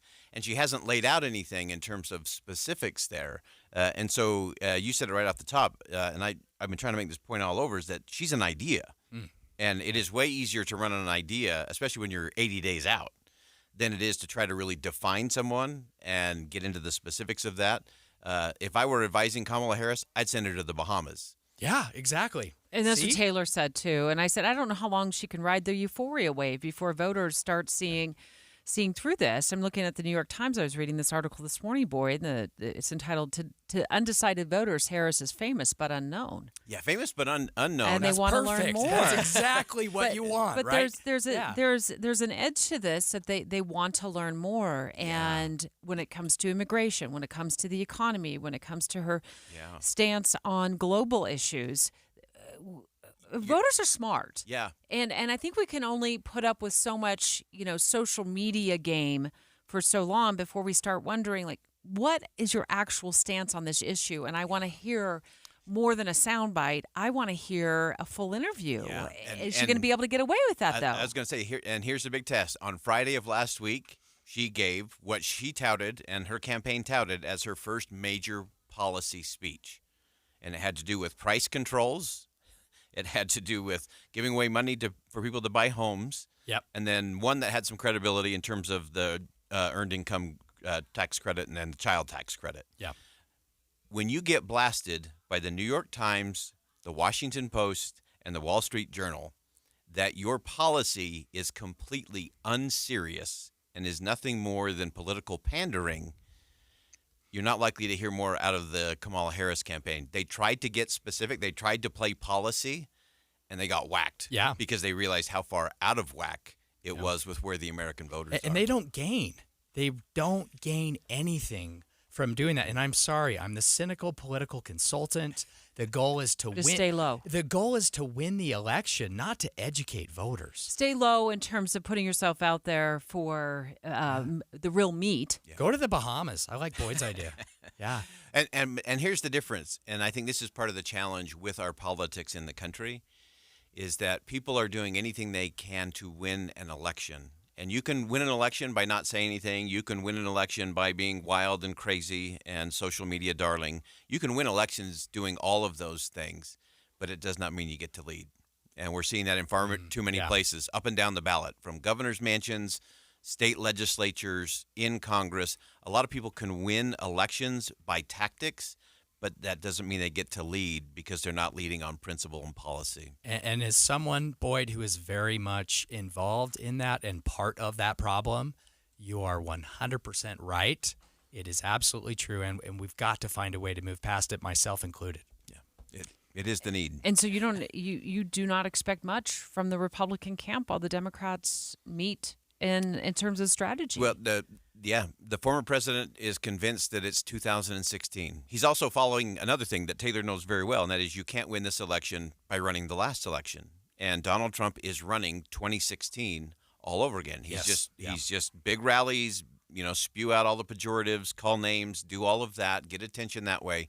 But it's not 2016, it's 2024, and his opponent is not Joe Biden.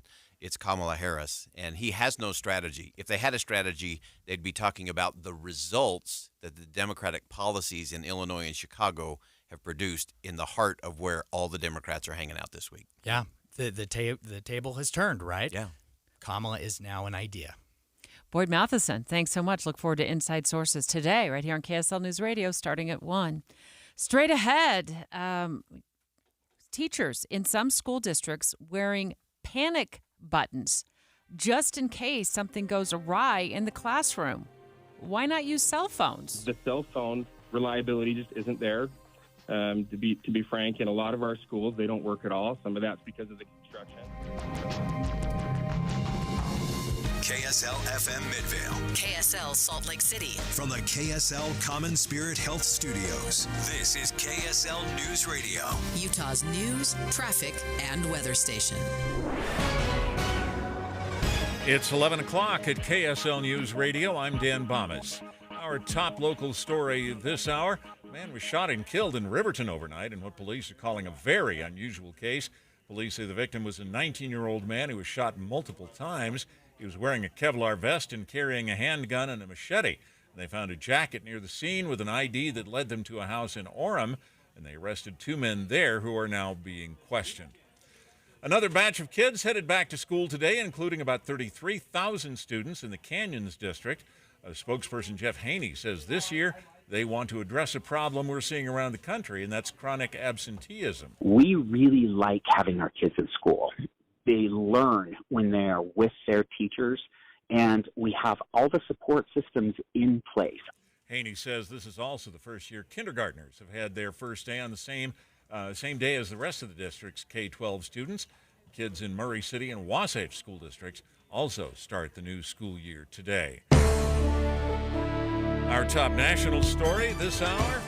The Democratic National Convention kicks off tonight with a speech from President Biden. First Lady Jill Biden will also take the podium. Vice President Kamala Harris, though, won't speak until the last night of the convention on Thursday. Your money at this moment, the Dow Jones average up on the day now 227 points. The NASDAQ is up 95 right now. And our KSL weather, we could see another thunderstorm this afternoon. That's next. KSL News Time, 11:01. Here's a way to get breaking news updates anywhere you go. At the store or in a work meeting, you can get breaking news on your phone. You can quickly read it, swipe, or click for more. It's super discreet, super fast. That's the app for KSL News Radio. Someone asked me, do you know how many devices the average home has connected to their Wi-Fi network? It's way more than I thought. I actually went home and counted how many connected devices I own. More than a dozen. All to keep me connected to my good stuff, my streaming, my gaming, all my interneting. Xfinity knows the number of devices we connect to our internet is growing by the year. That's why they engineered their gateways to handle hundreds of connected devices. Hundreds. For real. Now through September 21st, new customers can get Xfinity Gig Internet for $25 a month for 2 years when you add Xfinity Mobile with unlimited data. Plus, get Peacock Premium, a $7.99 monthly value included. Make sure your home Wi-Fi can handle everything you throw at it, and then some. Visit Xfinity.com, call 1-800-XFINITY, or visit a store to switch today. Xfinity. Bring on the good stuff. Restrictions apply. Requires paperless billing and auto pay with stored bank account, equipment taxes and fees extra. Gig Wi-Fi requires Xfinity Gateway. Xfinity Mobile requires Xfinity Internet. After promo, regular internet rates apply. Actual speeds vary. Many people worry they're not making the right investment choices inside their 401ks. Did you know that you might have a little-known opportunity to add some additional investment choices to your 401k and get the help and recommendations you've been looking for? This exciting feature is called a self-directed brokerage window. And the best part? The money still stays within your 401k. Learn how the trusted advisors at Capital Wealth may be able to expand your investment portfolio. To learn more, call or text the word VISIT to 801-877-9800 or go to CapitalWealth401k.com. Improving your 401k might mean the difference of retiring a few years earlier. Let's find out. Schedule your no-cost 15-minute consultation with the Capital Wealth team today. Call or text the word VISIT to 801-877-9800 or go to CapitalWealth401k.com. Advisory services offered through Capital Wealth Advisors, LLC, a state of Utah registered investment advisor. Finish out the summer with Zero Res. Now that the kids are going back to school, it's time to freshen up those floors. The cleaning experts at Zero Res will provide a safe and effective cleaning for your carpets, upholstery, tile, air ducts, and more. Just check out Zero Res's 4.9-star Google rating. This month, get 3 rooms of carpet clean for $99, plus 20% off your air duct cleaning. Book online 24/7 at ZeroRes.com and mention that you want the KSL special. Spell it backward or forward, it's the right way to clean. Zero Res. We have emergency traffic now, brought to you by Sinclair's Dino Pay app. Save up to 20 cents per gallon.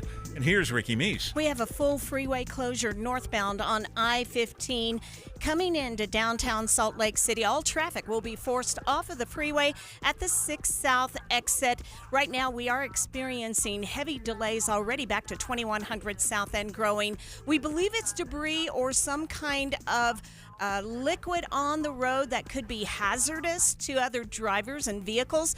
So again, you need to avoid northbound I-15 into downtown Salt Lake City. If you're considering an alternate route, which you need to do, consider I-215's West Belt, Bangerter Highway, Redwood Road, State, or 7th East. But right now, northbound I-15 closed into downtown.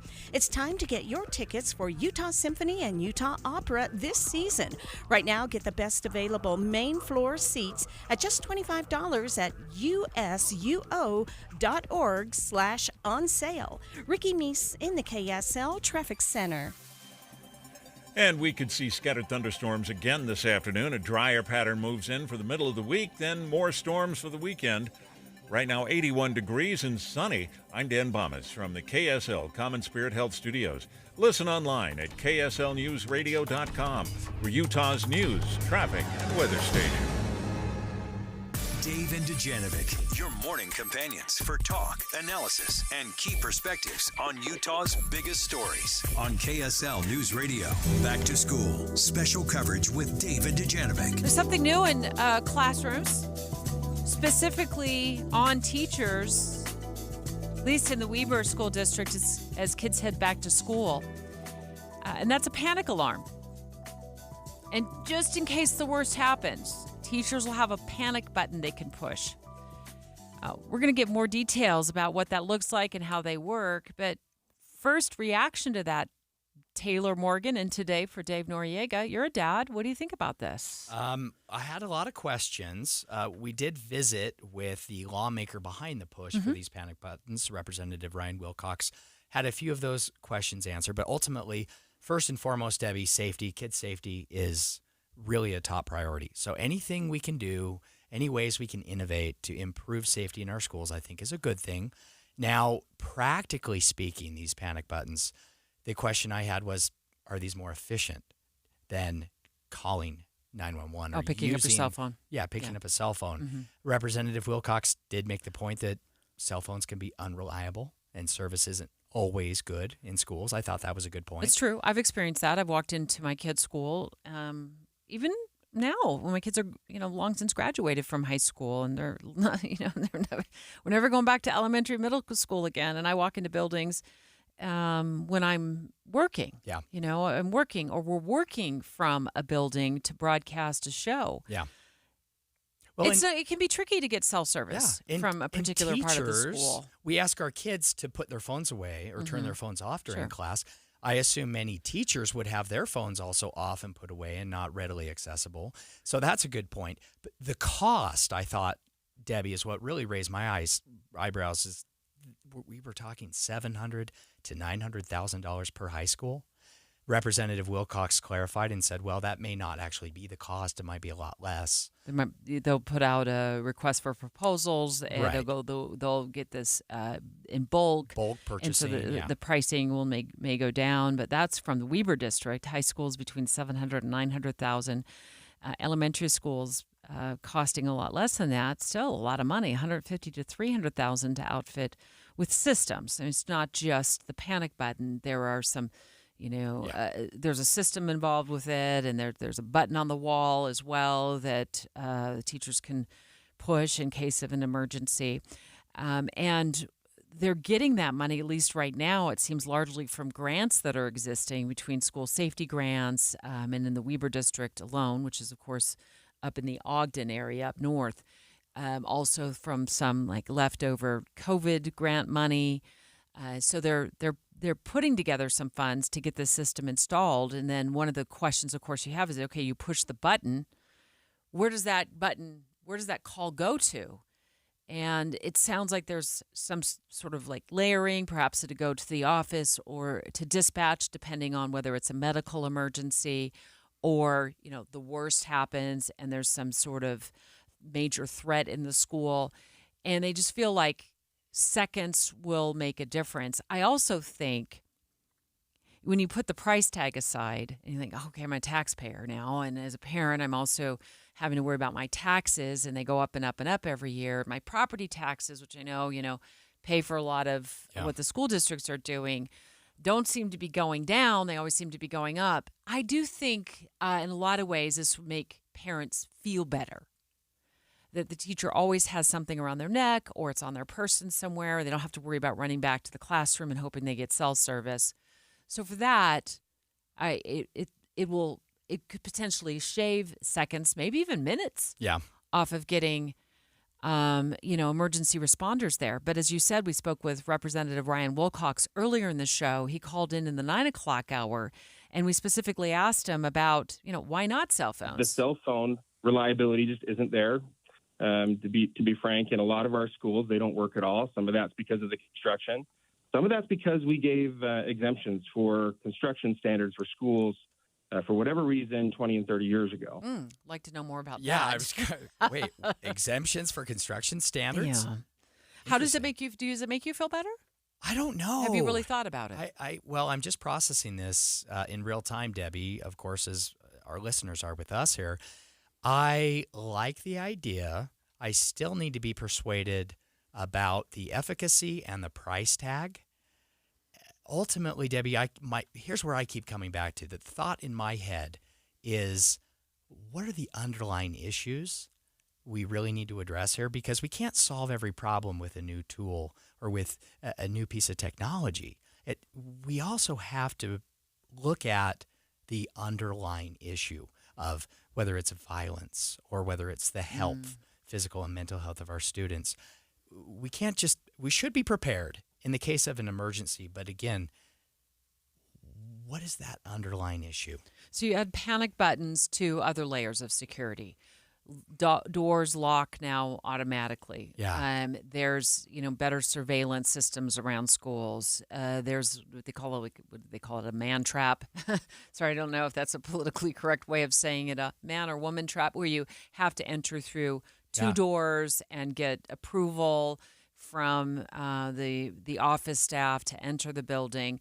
Much more secure than even when my kids started school, back in, the early noughts, the early 2000s. Many more layers of security. There's also now, like I said, better surveillance cameras. Students go through active shooter drills on a regular basis. They are guided on, where to hide and where not to run to. And then you now add panic buttons to this. Our dedication to keeping our kids safer or enhancing safety in schools, we have really notched it up quite a bit. And it's not just that they're using this for potential threats, they're also using these panic buttons for medical emergencies. In that worst case scenario, and again, this is not just in a violent attack on a school, this is in an earthquake. This is in, frankly, how they've been used most of the time, to your question earlier, has been in medical emergencies for staff. We've seen several staff members and teachers because we were able to get help far sooner than we would have otherwise. Not filtered through somebody else, but when it really is the emergency, directly through to dispatch. I mean, he makes a great point there. And I am not saying that it isn't a great tool or that anything that we've done to protect kids in schools or to empower teachers to better respond to violence or emergencies. All of these are good things, Debbie. I guess my question is, will it ever be enough? Right? Where do we, I mean, again, none of these measures are bad. And if we can save the lives of students or teachers, then I think we can all agree that it's well worth it. So it's not just about the price tag, Debbie. To me, it's about will it ever be enough for parents and kids and teachers to feel safe? That is the question in my mind. That's the issue. And can we keep up as well with the ever-changing landscape of technology? Yeah. You know, you brought this up earlier in the show when we were talking about, panic buttons for teachers. Technology advances so quickly. Does this technology last? Does it endure? How long does it stay good for? Yeah. To where, it becomes a thing of the past and obsolete? All great questions. All things will continue to track. Panic buttons on teachers this school year. Representative Wilcox said it's likely that students won't notice because they are discreet. But at least in the Weber School District, they've outfitted a number of schools there and are going to continue to outfit them. And so they will be a thing in several of the schools this school year.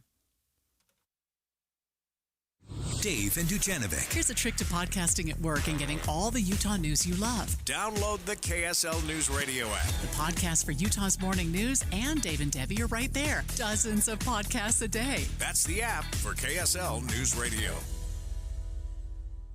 Classrooms are filling up again. Bus drivers are learning their routes. And teachers are breaking out homework. Turn to page 12. Listen, with so many kids back outside, go easy on the gas pedal. Take a few extra seconds to look for bikes and overstuffed backpacks. Help make the start of school Quiet down. safer. That's better. A friendly reminder from everyone at KSL News Radio. Emergency traffic on KSL News Radio, brought to you by Sinclair's Dino Pay app. Save up to 20 cents per gallon. We have a closure in place on northbound I-15. All traffic is diverted off the freeway at the 6 South exit coming into downtown Salt Lake City. This is due to some kind of fluid, debris, or liquid on the freeway surface, which would be hazardous to drive over. Again, northbound I-15 closed at 6 South downtown. We have stop-and-go delays back to 33rd South. Ricky Meese in the KSL Traffic Center. I'm Dave Noriega, and I lost 57 pounds in just 2 months with Salt Lake City Fat Loss. Hey, listen, we've all tried to lose weight before, and it can be incredibly discouraging. Let me tell you about Salt Lake City Fat Loss. With this program, they told me we have the secret to lose up to a pound of fat a day. And I thought, wow, that would be unbelievable, but it also sounds a little optimistic. Sure enough, in the first 3 weeks, I lost 25 pounds. Over 2 months, I ended up losing 57 pounds. I loved getting on the scale. How often can you say that? I loved getting on the scale every single day to see the progress I was making, and I did it without injections, without surgery. Check out Salt Lake City Fat Loss. You can go to their website, slcfatloss.com. If you use my name, Dave Noriega, you're going to get an extra $200 off the program. Just go to slcfatloss.com. Several schools installing panic buttons for teachers to wear during the school year. They can cost hundreds of thousands of dollars just to outfit a single school with a panic button system. Is this money well spent? We're taking your live phone calls right after the break. 801-575-TALK. Again, 801-575-TALK. Attention homeowners considering roof replacement in 2024. Light up your home this August with Master Roofing. Schedule your roof replacement by September 10th and receive a free V-Lux sun tunnel valued at $1,200. Perfect for brightening your bathrooms and hallways. Don't miss out. Visit masterroofingutah.com to schedule your free assessment and claim your free V-Lux sun tunnel. Call 801-383-0072 or visit masterroofingutah.com today. Light up your home with Master Roofing. This Friday, join KSL News Radio and NPS from 10 to 1 as the movie show stops by. Then, browse and uncover what makes NPS so great. With 4 locations, NPS takes a new inventory every day. Then, they check all competitors' retail pricing before marking items down 20 to 70% off. You're invited to visit the movie show this Friday from 10 to 1. And that's the first step to discovering NPS. Visit npsstore.com to begin your own NPS adventure. npsstore.com. Hey everyone, it's Ted from Consumer Cellular, the guy in the orange sweater, and this is your wake-up call. If you're paying too much for wireless service, you don't have to keep having that nightmare. Consumer Cellular has the same fast, reliable coverage as the leading carriers for up to half the cost. So why keep spending more than you have to? Seriously, wake up and call 1-888-FREEDOM or visit consumercellular.com. Savings based on cost of Consumer Cellular single line 1, 5, and 10 gig data plans with unlimited talk and text compared to lowest cost single line postpaid unlimited talk, text, and data plans offered by T-Mobile and Verizon January 2024. This is the story of the one. As a warehouse manager, her job is to transform chaos into clarity and to see patterns where others see problems. Luckily, she's got a partner who shares her perspective. Grainger offers over 1 million industrial-grade products, backed by real person support and in-depth online resources, so she can tackle every task with precision and turn potential setbacks into streamlined success. Call clickgrainger.com or just stop by. Grainger, for the ones who get it done. Any Hour Services free furnace sale is going on right now. If you haven't scheduled your free estimate yet, what are you waiting for? Call Any Hour Services today or schedule online at anyhourservices.com. With the 3 things you need to know this hour, I'm Dan Bomas. First, Riverton police say a man who was shot and killed overnight was wearing a Kevlar vest and carrying a handgun and a machete. Second, kids in the Canyon School District are going back to school today. And third, Joe Biden will look back on his presidency tonight when he addresses the Democratic National Convention. 81 degrees and sunny right now. Back to Dave and Dujanovic on KSL News Radio. Dave and Dujanovic. Is the price of outfitting schools and teachers in those schools with panic alarms that they can wear? Maybe they wear them around their neck. At least that's what it sounds like in the Weber district is happening. There's a state law in place. And it doesn't sound like the deadline is set in stone, but that schools have to start moving in this direction. And Taylor Morgan in Today for Dave Noriega, we were talking earlier to Representative Ryan Wilcox, who has been a strong supporter of more school safety measures. And when we asked about the price, which can range from $150,000 to $300,000 for an elementary school, $700,000 to $900,000 for a high school, what was your initial thought about that price? Holy smokes, are you kidding me? That was my initial reaction, Debbie. Here's what he said as a follow-up to those numbers, referring to the state putting out a request for proposal that could drive down the costs because they'll get requests or they'll get proposals that might be a little more affordable because they would be able to install these in volume. We have not issued the RFP for the statewide contract yet, which will be multi-vendor. And of course, bulk buying for one district is very different than bulk buying for 12 or 1,300 schools. To say that we know that is not quite accurate. In addition, just remember, we've put $200 million into this over the last 2 years. We have made progress already. And there's, we're talking $8.5 billion of the budget and another, I believe, $1.8 billion over the last 4 years that has gone into this. So districts are at varying levels of prepared all across the spectrum. Yeah, I think so. He did push back when I was a little bit critical about the price. It does sound like it's possible for that price to come down significantly, Debbie. Still, I keep coming back to this question of, is this the best way to spend this money? And when it comes to our kids' safety, yes, nothing's more important. But will it ever be enough? Which is the dilemma, I think. Yeah. That you've been wrestling with this entire show. It's, your kids' safety is first and foremost. But how many layers? Yeah, how many layers of safety? You talk about the fact that we do active shooter drills now in school. We never did those many years ago. We do them now pretty regularly. Kids know where they're supposed to hide, where they're not supposed to hide. Schools have I've seen where schools have taped off windows with, poster paper, whatever that white paper is, or the yellow paper that they block the windows with. So if somebody does walk into school, and they're going to engage in something evil, at least they can't see into the classroom because the windows are now blocked. We have passed legislation allowing for teachers to be trained and to actually carry firearms, to be armed in school as well, to respond to violence potentially. And then additionally, now panic alarms, 801-575-TALK. We're taking your live phone calls. Hi, Gary. Do you like this type of money being spent on panic alarms in our kids' schools? Well, I appreciate the effort and trying to be innovative, but why not spend that several $100,000 and hire several police officers that are dedicated to stay in that school? Yeah, it's initially I had the same thought. Why not pay that money, spend that money to have more law enforcement, better access, perhaps closer to the school. Also, just at the school. The fire department. Also, we could hire more teachers and do more teacher training. Look, when it comes to education, nothing is more important. Kids' safety, nothing is more important. But will it ever be enough money? That's what I struggle with. Sarah, you from Taylorsville, did you teach in the schools?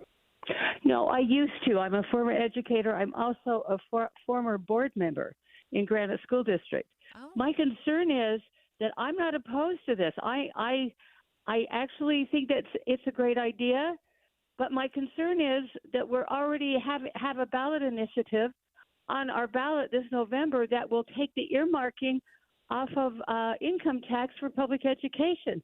So what are our schools going to have to give up to afford doing this? That's my big concern.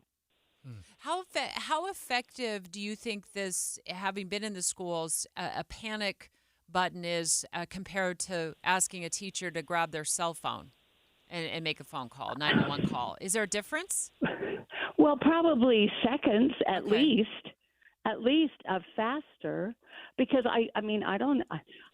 to be honest with you, I haven't been in the classroom actually teaching myself for a long time. But the thing is that we're having to adapt as our situations change. I mean, if you'd have talked to me about a panic button when I was teaching, I probably would have laughed because I never had a panic. I never had any. I wasn't until I was on the school board at Granite that Columbine happened, which really changed a lot of things. In 1999. That gives us some perspective. But they're also saying this will be for medical emergencies. Did you experience that in the 90s as a teacher? Actually, I didn't, but I have nieces and nephews that were diabetic that it could happen to. I have grandchildren now that have allergies. Okay. I could see that happening, yeah. Okay, so it'll be it sounds like more than one purpose. Thanks so much for your perspective on that. And also serving our kids here in the state of Utah. This text came in at 57500 on our KSL text line. Of course, you can text us anytime. Love hearing your voices, too, on the air. Teachers are experts at teaching. They need to focus on what they've been trained to do. They cannot and should not try to fix things for which they are not trained. Interesting. So is that an argument for or against? I think it's just a perspective. Is we're putting a lot on teachers. Yeah. And now, I use the week comparison, being a bank teller earlier in the show. And I think if you've ever, been in retail, maybe there's a panic button or certainly at banks, there's, panic buttons. I'm not giving away any trade secrets here. Somebody with nefarious, is that the right word? Intentions walks in the bank. You have a way to notify law enforcement without picking up your cell phone and in front of them dialing 911. And back then in the day when I was a bank teller, we didn't have cell phones. So I was always nervous that I was going to accidentally. Did you ever bump it? But still, they did spend a lot of time training us about not accidentally activating, I'll just say it that way, activating the panic alarm. And I didn't, but it also wasn't hanging around my neck all day, so yeah, good point. I don't know, where I'm banging up against a counter, and I'm sure I'm not saying it's it's going to be easy to activate, but and the Weber district, where we've been talking about this morning, where the panic alarms are being installed, said they're going to put teachers through training for this, so there aren't a lot of false alarms. That is, false alarms are tricky for dispatch centers because they have to dispatch entire, couple of police officers, usually maybe more, to the area, and who knows what the response will be for if it's a school. So we won't want a lot of false alarms. We'll just have to track it and see how that turns out. So there's another text. One button to replace pressing 911. What a waste, is what one of our listeners says here on the text line. Yeah, I think so. I want to go back to Representative Ryan Wilcox again, the lawmaker behind the push for panic buttons. He made a great point, I thought, which is in many of our schools that are older, they were given exceptions to the building code. Now, questions about that. Not sure what that means, Debbie. Cell phones often don't work. You can't get a good cell signal, right? I will say that's probably, yes, that's true. But also, even if you go into like a big store, I was in a big box store the other day trying to look up something to price shop. All I just got was the wheel. Yeah, I didn't get that's right. I never made it over to Amazon or to Walmart to price compare. Right. So, and that's in a big box store. So that happens all the time. So if cell phones aren't reliable in some of our schools, perhaps maybe do we need to put that money into renovating those schools instead? I don't know. Or adding a cell towers? I don't know if it's that simple. I don't know. Great discussion. And also, we'll continue to track it right here at KSL News Radio to figure out how these are working, how effective they are, how many false alarms the dispatch center is accidentally getting, from when the buttons are pushed. And also just in general to see if it is indeed, something that is able to help in medical situations, certainly. If that's what's going on in schools and they can get help there faster, well, perhaps it saves a life. Straight ahead, we're hearing that the Utah legislature could potentially hold a special session this week regarding a recent ruling by the state Supreme Court on ballot initiatives. So KSL5 Television's Lindsay Aerts calling the show next to walk us through it. It's 11:30 at KSL News Radio. I'm Dan Bomas. KSL's top story this hour: Utah legislature could potentially hold a special session this week regarding a recent state Supreme Court decision. Sources tell KSL TV the lawmakers have talked about adding a constitutional amendment to the November ballot after the High Court ruled against the state in a lawsuit regarding Utah's new congressional voting maps. Roy police are explaining what led up to an officer-involved shooting over the weekend. On Saturday, they tried to do a traffic stop on a 46-year-old suspect who was wanted in an Internet Crimes Against Children case. When officers found him again, they say he started firing shots at the officers, and so they fired back. He was taken to the hospital for his injuries, where he's still being treated. Our top national story this hour from ABC News. Phil Donahue, whose influential TV talk show aired for almost 30 years, has died. He was married to Marlo Thomas, who had this to say about her husband of 44 years. Phil was really interested in the news of the day, and he was the first person ever to put the audience on camera. He's the granddaddy of them all. And that was an interview from 2019. The family says Donahue died Sunday night at the age of 88. Your money at this moment: the Dow Jones average up on the day now, 161 points. The NASDAQ is up 98. And our KSL weather, we could see even another thunderstorm this afternoon. Then we get a break. That's next. KSL News Time, 11:32.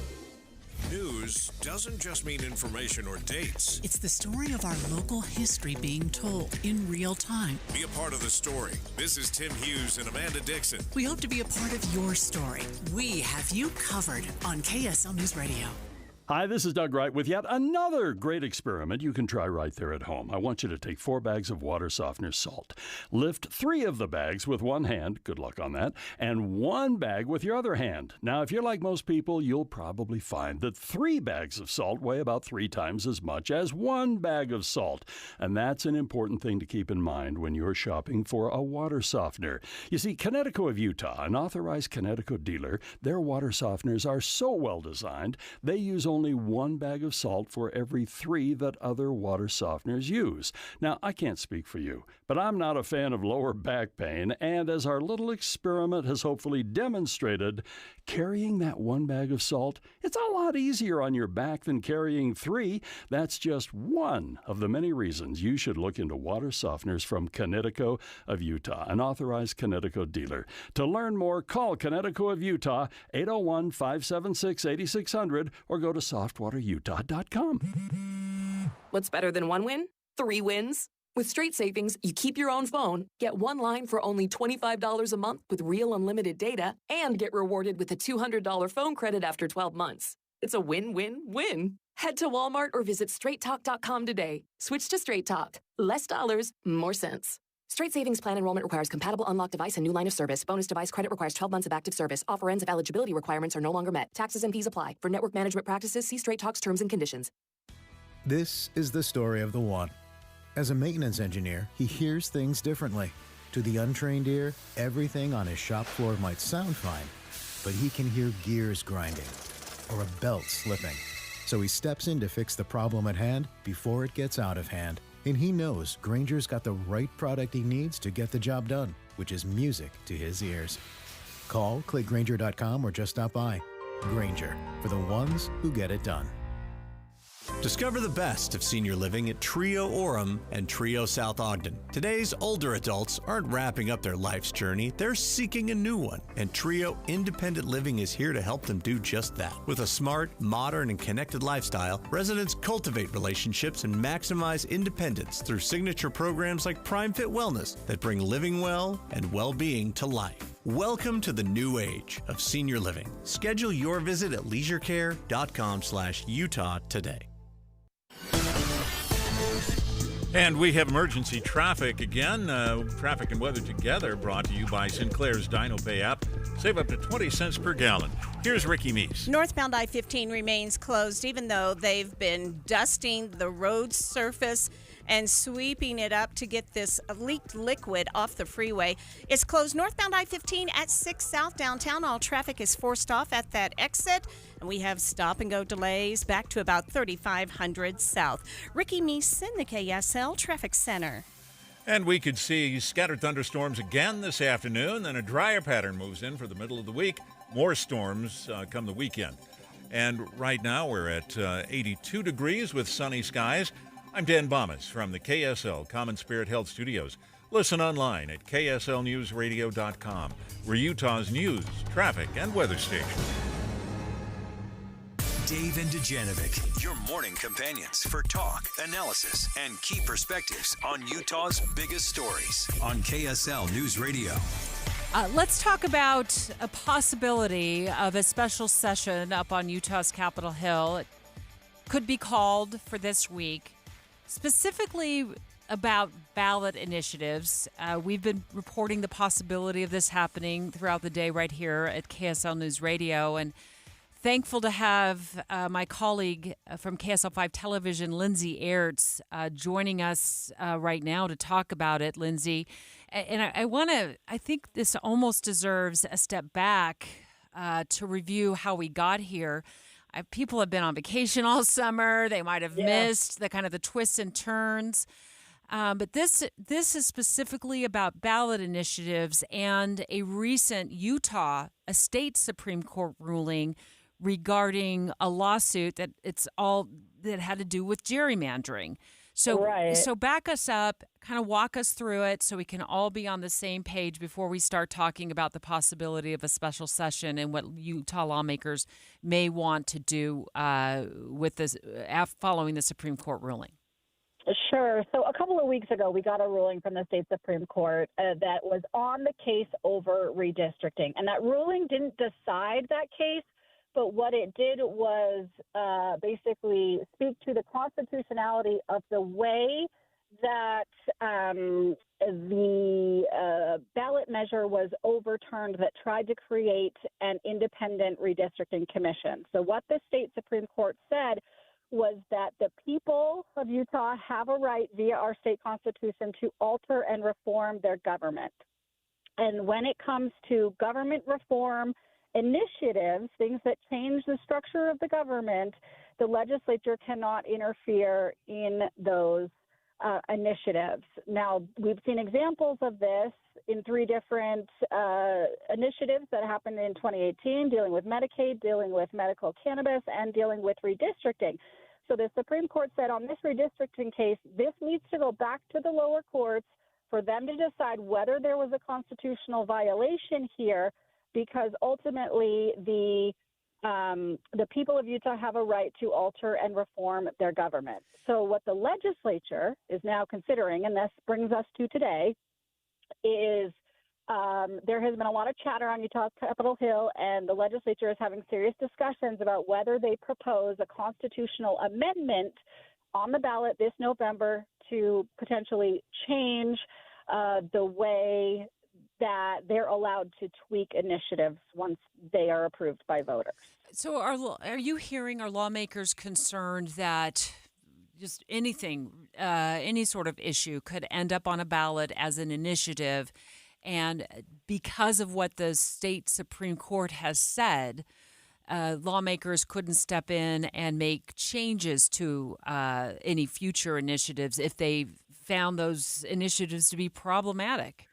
Well, this is where it gets a little bit weedy, is because what the Supreme Court ruling said, and I'm no constitutional lawyer by any means, but the high level of what they said is, hey, legislature, you can still tweak amendments so long as it is narrowly tailored and there's a compelling government interest. So you can tweak initiatives so that they fit within state statute. You can tweak them so they work within the budget, but you can't ultimately change what the voters intended for the initiative. And that's the argument that these groups are making when ballot measures were overturned in 2018, all 3 of them. They argued that the legislature completely gutted them or made them so different that they weren't actually what the voters intended. And the Supreme Court actually agreed with that and said the voters have the right to alter and reform their government. But the state legislature is very concerned about initiatives and the ambiguity of this ruling. They argue that an initiative could come in and it could be questioned whether it actually deals with government reform, and so can they tweak it? And so it just sort of leaves this ambiguity. So this is why they want to kind of clean it up and make it so they have some ability. They also argue kind of that when a bill goes through the legislative process, there are lawyers that look at it, there are tweaks, there are refines, there are legislative process, there are public hearings, right? So they argue there's a lot more eyes on a law to flush out kind of the bad parts of it, right? And they're sort of worried that initiatives will come in, for lack of a better word, willy-nilly, be able to get on with kitschy language and a public campaign from groups that have money. They liken it a lot to groups from California, right, coming in and turning Utah to be like California. And yes, being able to get any initiative passed, and then they can't really do anything about it. KSL Television's Lindsay Aerts has been tracking the possibility of a special session this week on Utah's Capitol Hill, dealing with initiatives and a recent Supreme Court ruling that has concerned some lawmakers. And this could end up, then what I'm hearing you say is lawmakers advocating for a constitutional amendment then that would end up on the ballot for all of us to vote for or vote against, depending on how we want to side right. in November. So let me be very clear that I have not confirmed that a special session is happening. Correct. But I have confirmed that they are talking about it and very seriously considering it. And so there's a little bit of weediness around, does the governor call it or can the legislature call themselves? Okay. So we still don't know which of those 2 will happen, if either of them do. And then, yes, I have confirmed that the kind of discussions are around whether we put this constitutional amendment on the ballot. And I think the argument from lawmakers is like, let's let the voters decide, right? Let's put it on the ballot and let them decide if they want to further amend the Constitution so that we can, some people see it as the legislature doing a power grab, but other people say the legislature needs this ability to be able to make sure that things that get initiated by citizens are in the best interest of the state. Linz, are you hearing from anybody who happens to be aligned with how the Supreme Court ruled on this? Well, a lot of Republicans are aligned with it. In fact, you saw on Friday a couple of groups come out, including the Utah Republican Party, come out with a list of signatories who support this measure. They cited some of the same things, some of ballot measures coming in from outside groups, spending boatloads of money, being able to sway the public for policies that they don't believe are in the best interest of Utah. So we saw the Republican Party say that. We also saw a conservative think tank, the Sutherland Institute, come out and kind of urge lawmakers to call this special session. Again, these groups coming out a little bit to try to say, hey, legislature, we support what you're going to try to do here, or at least as we're hearing the same chatter you're hearing, we support this cause. So they do have some groups in their corner, but a lot of people online, if my unscientific Twitter feed is any indication, it's going to be a hard sell to the public, too, at the same time. So I just want to make sure, I think we're comparing or talking apples to apples here. When I said aligned, what I meant was with the Supreme Court ruling. Are there people, Democrats or Republicans who are saying, the Supreme Court ruling, they agree with that? It sounds like you were talking about is that there were Republicans and were aligned with the special session or the possibility of a constitutional amendment. Are you hearing from any lawmakers who suggest that the Supreme Court ruling they give it a thumbs up? Yeah, so I think there actually are some Republicans in at least the House that I've spoken with who won't go so far as to say that they think the Supreme Court got this wrong. I mean, the language in Utah's Constitution is pretty, I don't know if clear is the right word, but it's pretty succinct when it says, talking about altering and reforming the government and the people's right to be able to do that. And so I think there are at least some Republicans, and whether there's enough of them, that's really what this whole thing hinges on, because they need enough to be able to support getting this constitutional amendment proposal on the ballot, who think that, the Constitution does say that, and it is the right of the people, and the people have just as much right to initiate laws as the legislature does to create laws, and that's what Utah's Constitution says. So, yes, there are some on that side, and I will say there's probably more Democrats on that side, right, who are saying, the Supreme Court weighed in here on what the Constitution, their interpretation of the Constitution, and the legislature shouldn't try to overturn that. Linz, thank you so much. Lindsay Aerts of KSL5 Television, tracking the possibility, of course, it is not confirmed yet, but the possibility of a special session on Utah's Capitol Hill. Thanks so much for joining us, bringing us up to speed, and giving us the latest information about this. And, of course, we'll continue to track this right here as well with our team of producers and reporters at KSL News Radio. Dave and Dujanovic. A lot of us are filling our workdays with podcasts. When you're working, go to KSLNewsRadio.com. Click on Dave and Debbie's podcast and pick a topic and story length. Podcast with Dave and Debbie. Then get to work with KSL News Radio. Hey, this is Dan, the laptop man from PCLaptops.com. I've been advertising with KSL Radio for decades now, and radio works. With all the clutter on social media, radio cuts through all the noise and gets directly into your customer's brain. If you're a small business and want to reach the local audience here in Salt Lake City, KSL Radio is the way to go. If you'd like to know more about the benefits of advertising with KSL News Radio, email Stephanie Palmer at spalmer@ksl.com. Emergency traffic on KSL News Radio, brought to you by Sinclair's DinoPay app. Save up to 20 cents per gallon. Very good news for drivers sitting on northbound I-15. The freeway is open once again, all lanes at 6 South. The crews have tried to mop up that mess on the freeway, and all lanes are now open. However, we still have heavy residual delays back to about 3500 South. Ricky Meese in the KSL Traffic Center. Attention homeowners considering roof replacement in 2024. Light up your home this August with Master Roofing. Schedule your roof replacement by September 10th and receive a free V-Lux sun tunnel valued at $1,200. Perfect for brightening your bathrooms and hallways. Don't miss out. Visit MasterRoofingUtah.com to schedule your free assessment and claim your free V-Lux sun tunnel. Call 801-383-0072 or visit MasterRoofingUtah.com today. Light up your home with Master Roofing. In a crisis, you're not number one need is food, because when things go sideways, it's always one of the first things to sell out. But if you wait to stock up, all you'll find at the grocery store are crowds of desperate people and empty shelves. That's why FEMA and the Red Cross say you need at least 72 hours of non-perishable food. But here's the good news. For Patriots, the trusted preparedness company is offering listeners of this station a special buy one, get two free deal on its best-selling 72-hour survival food kits. This new and improved kit has 20 servings of delicious food for breakfast, lunch, and dinner, all designed to last for 25 years. It sells for $29 and has been rated 4.4 stars by thousands of happy customers. But when you act quickly and buy one kit, you will get two more kits absolutely free. That's 3 kits for the price of one. $58 in free food. Go to freefood1.com. That's freefood1.com. This deal won't last. Go to freefood1.com now. This is Derek Miller speaking on business. From locations and caterers to dresses and floral arrangements, planning a wedding can be a stressful and heavy lift. This is where local full-service wedding and event company Cachet & Co. comes in.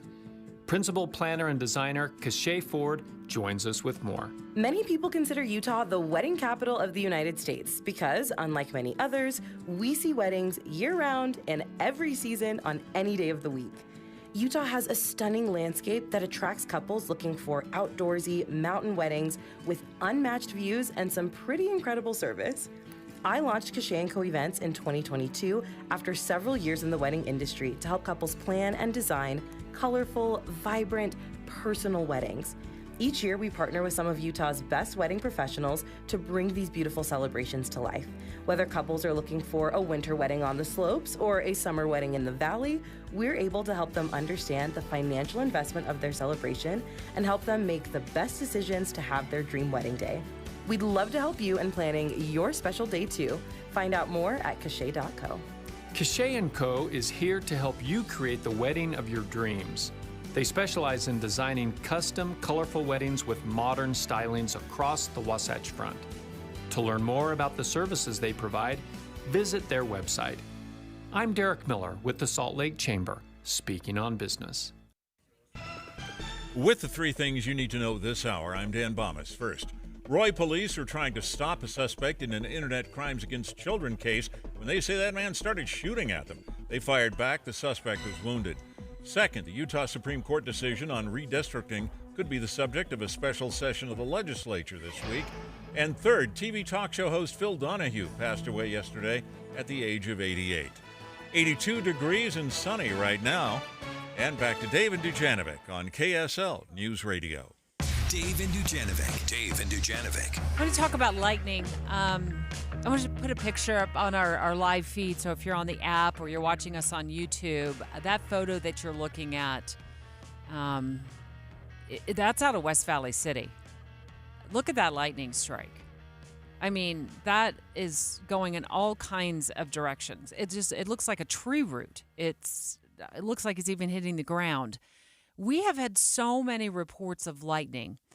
I saw a report last week in the Page area, of course, near Lake Powell area, where 2 females, 22, 23-year-olds, they were hit by lightning. We had a boat flip over yesterday in the Corinne area, Box Elder County. Lightning struck the boat. They were fishing. We've got reports from authorities there that a man was killed, 2 others got injured. Kevin Eubank, KSL meteorologist. Kev, I was reading the press release last night on this, and it sounded like, 2 of the people in the boat managed to get to shore, and I was like, my biggest fear when I'm out in these storms is getting struck by lightning, and then they get struck on a boat in water. It's just the white lightning has been just wild lately and scary. It has, Debbie. These last couple of storms that have been coming up as part of a monsoonal flow, they're tapped into a deep moisture. So they go all the way out into the Pacific or the Gulf of Mexico. And so when they get here and they get amplified by both the elevation change, the mountains and the lift, as well as the heat, they just explode. And when you boil and build and make those kinds of storms, there's a lot happening in the atmosphere, and that is what excites all of that and makes the lightning bigger and in this case, very, very dangerous. I'm also reading here, our producers just gave me this information. I-15 north of Beaver, looks like yesterday, a car was struck by lightning.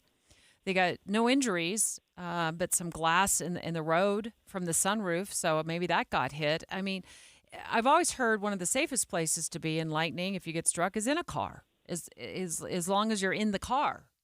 Sure. The inside of a building or inside of a vehicle is a good place to be. Now, on the strike on I-15, no one was seriously injured with that. And when lightning hits buildings or cars or airplanes or other structures, the structures themselves tend to channel and reroute the electricity to make sure that the people are safe. Now, it causes damage all the time, right? Whether it hits, an LDS temple and scorches Angel Moroni, who's the lightning rod up on top, or a vehicle in a sunroof, or whatever it is. But I guess the bigger theme is these storms have been with us, and they'll pop up again. We're done for a little while. We get a chance this afternoon, but then after today, we're done for a couple of days. The truth is, these storms bubble, and lightning is absolutely a factor. And so you need to be safe. I see kids out practicing soccer or football, and these storms are rolling across the valley.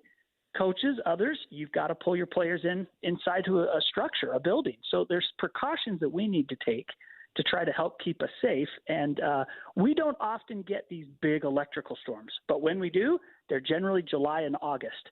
It's some of the wildest thunderstorms that we can get here happen when you bring in that monsoonal flow, and we are witnessing it here in the last couple of days. I'm always unsure, Kevin.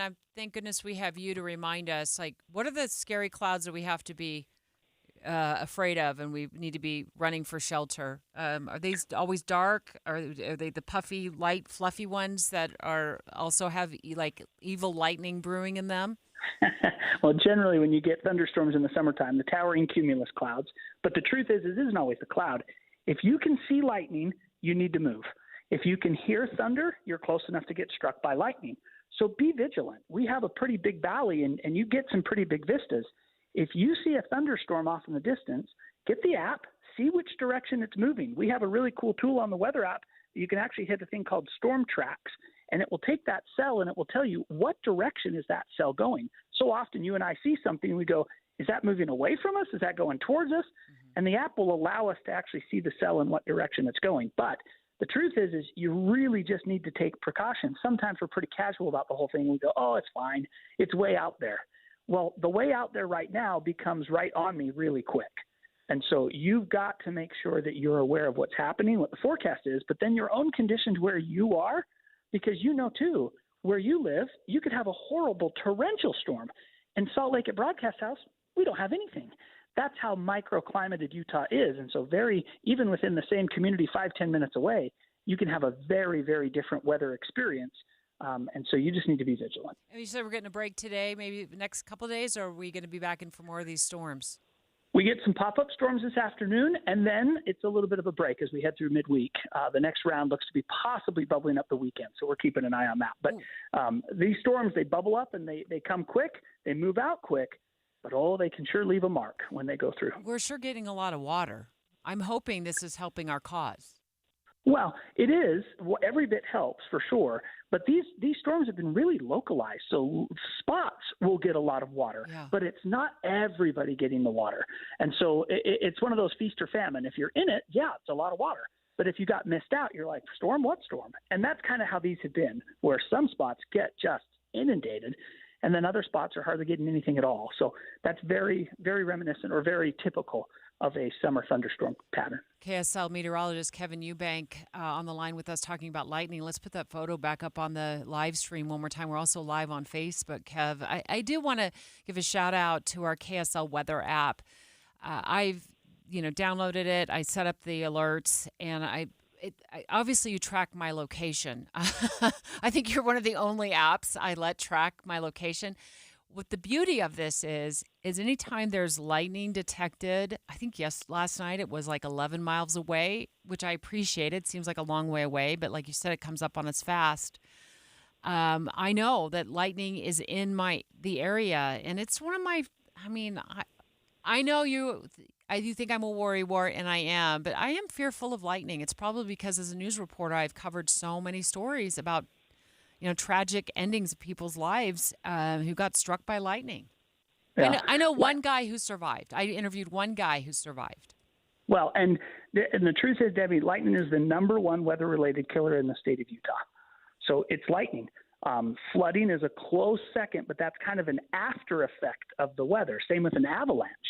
And so what we're worried about is when there's lightning, the potential is if you're outside, if you're out on a lake, if you're out recreating, which so many of us do, the potential for danger just gets multiplied.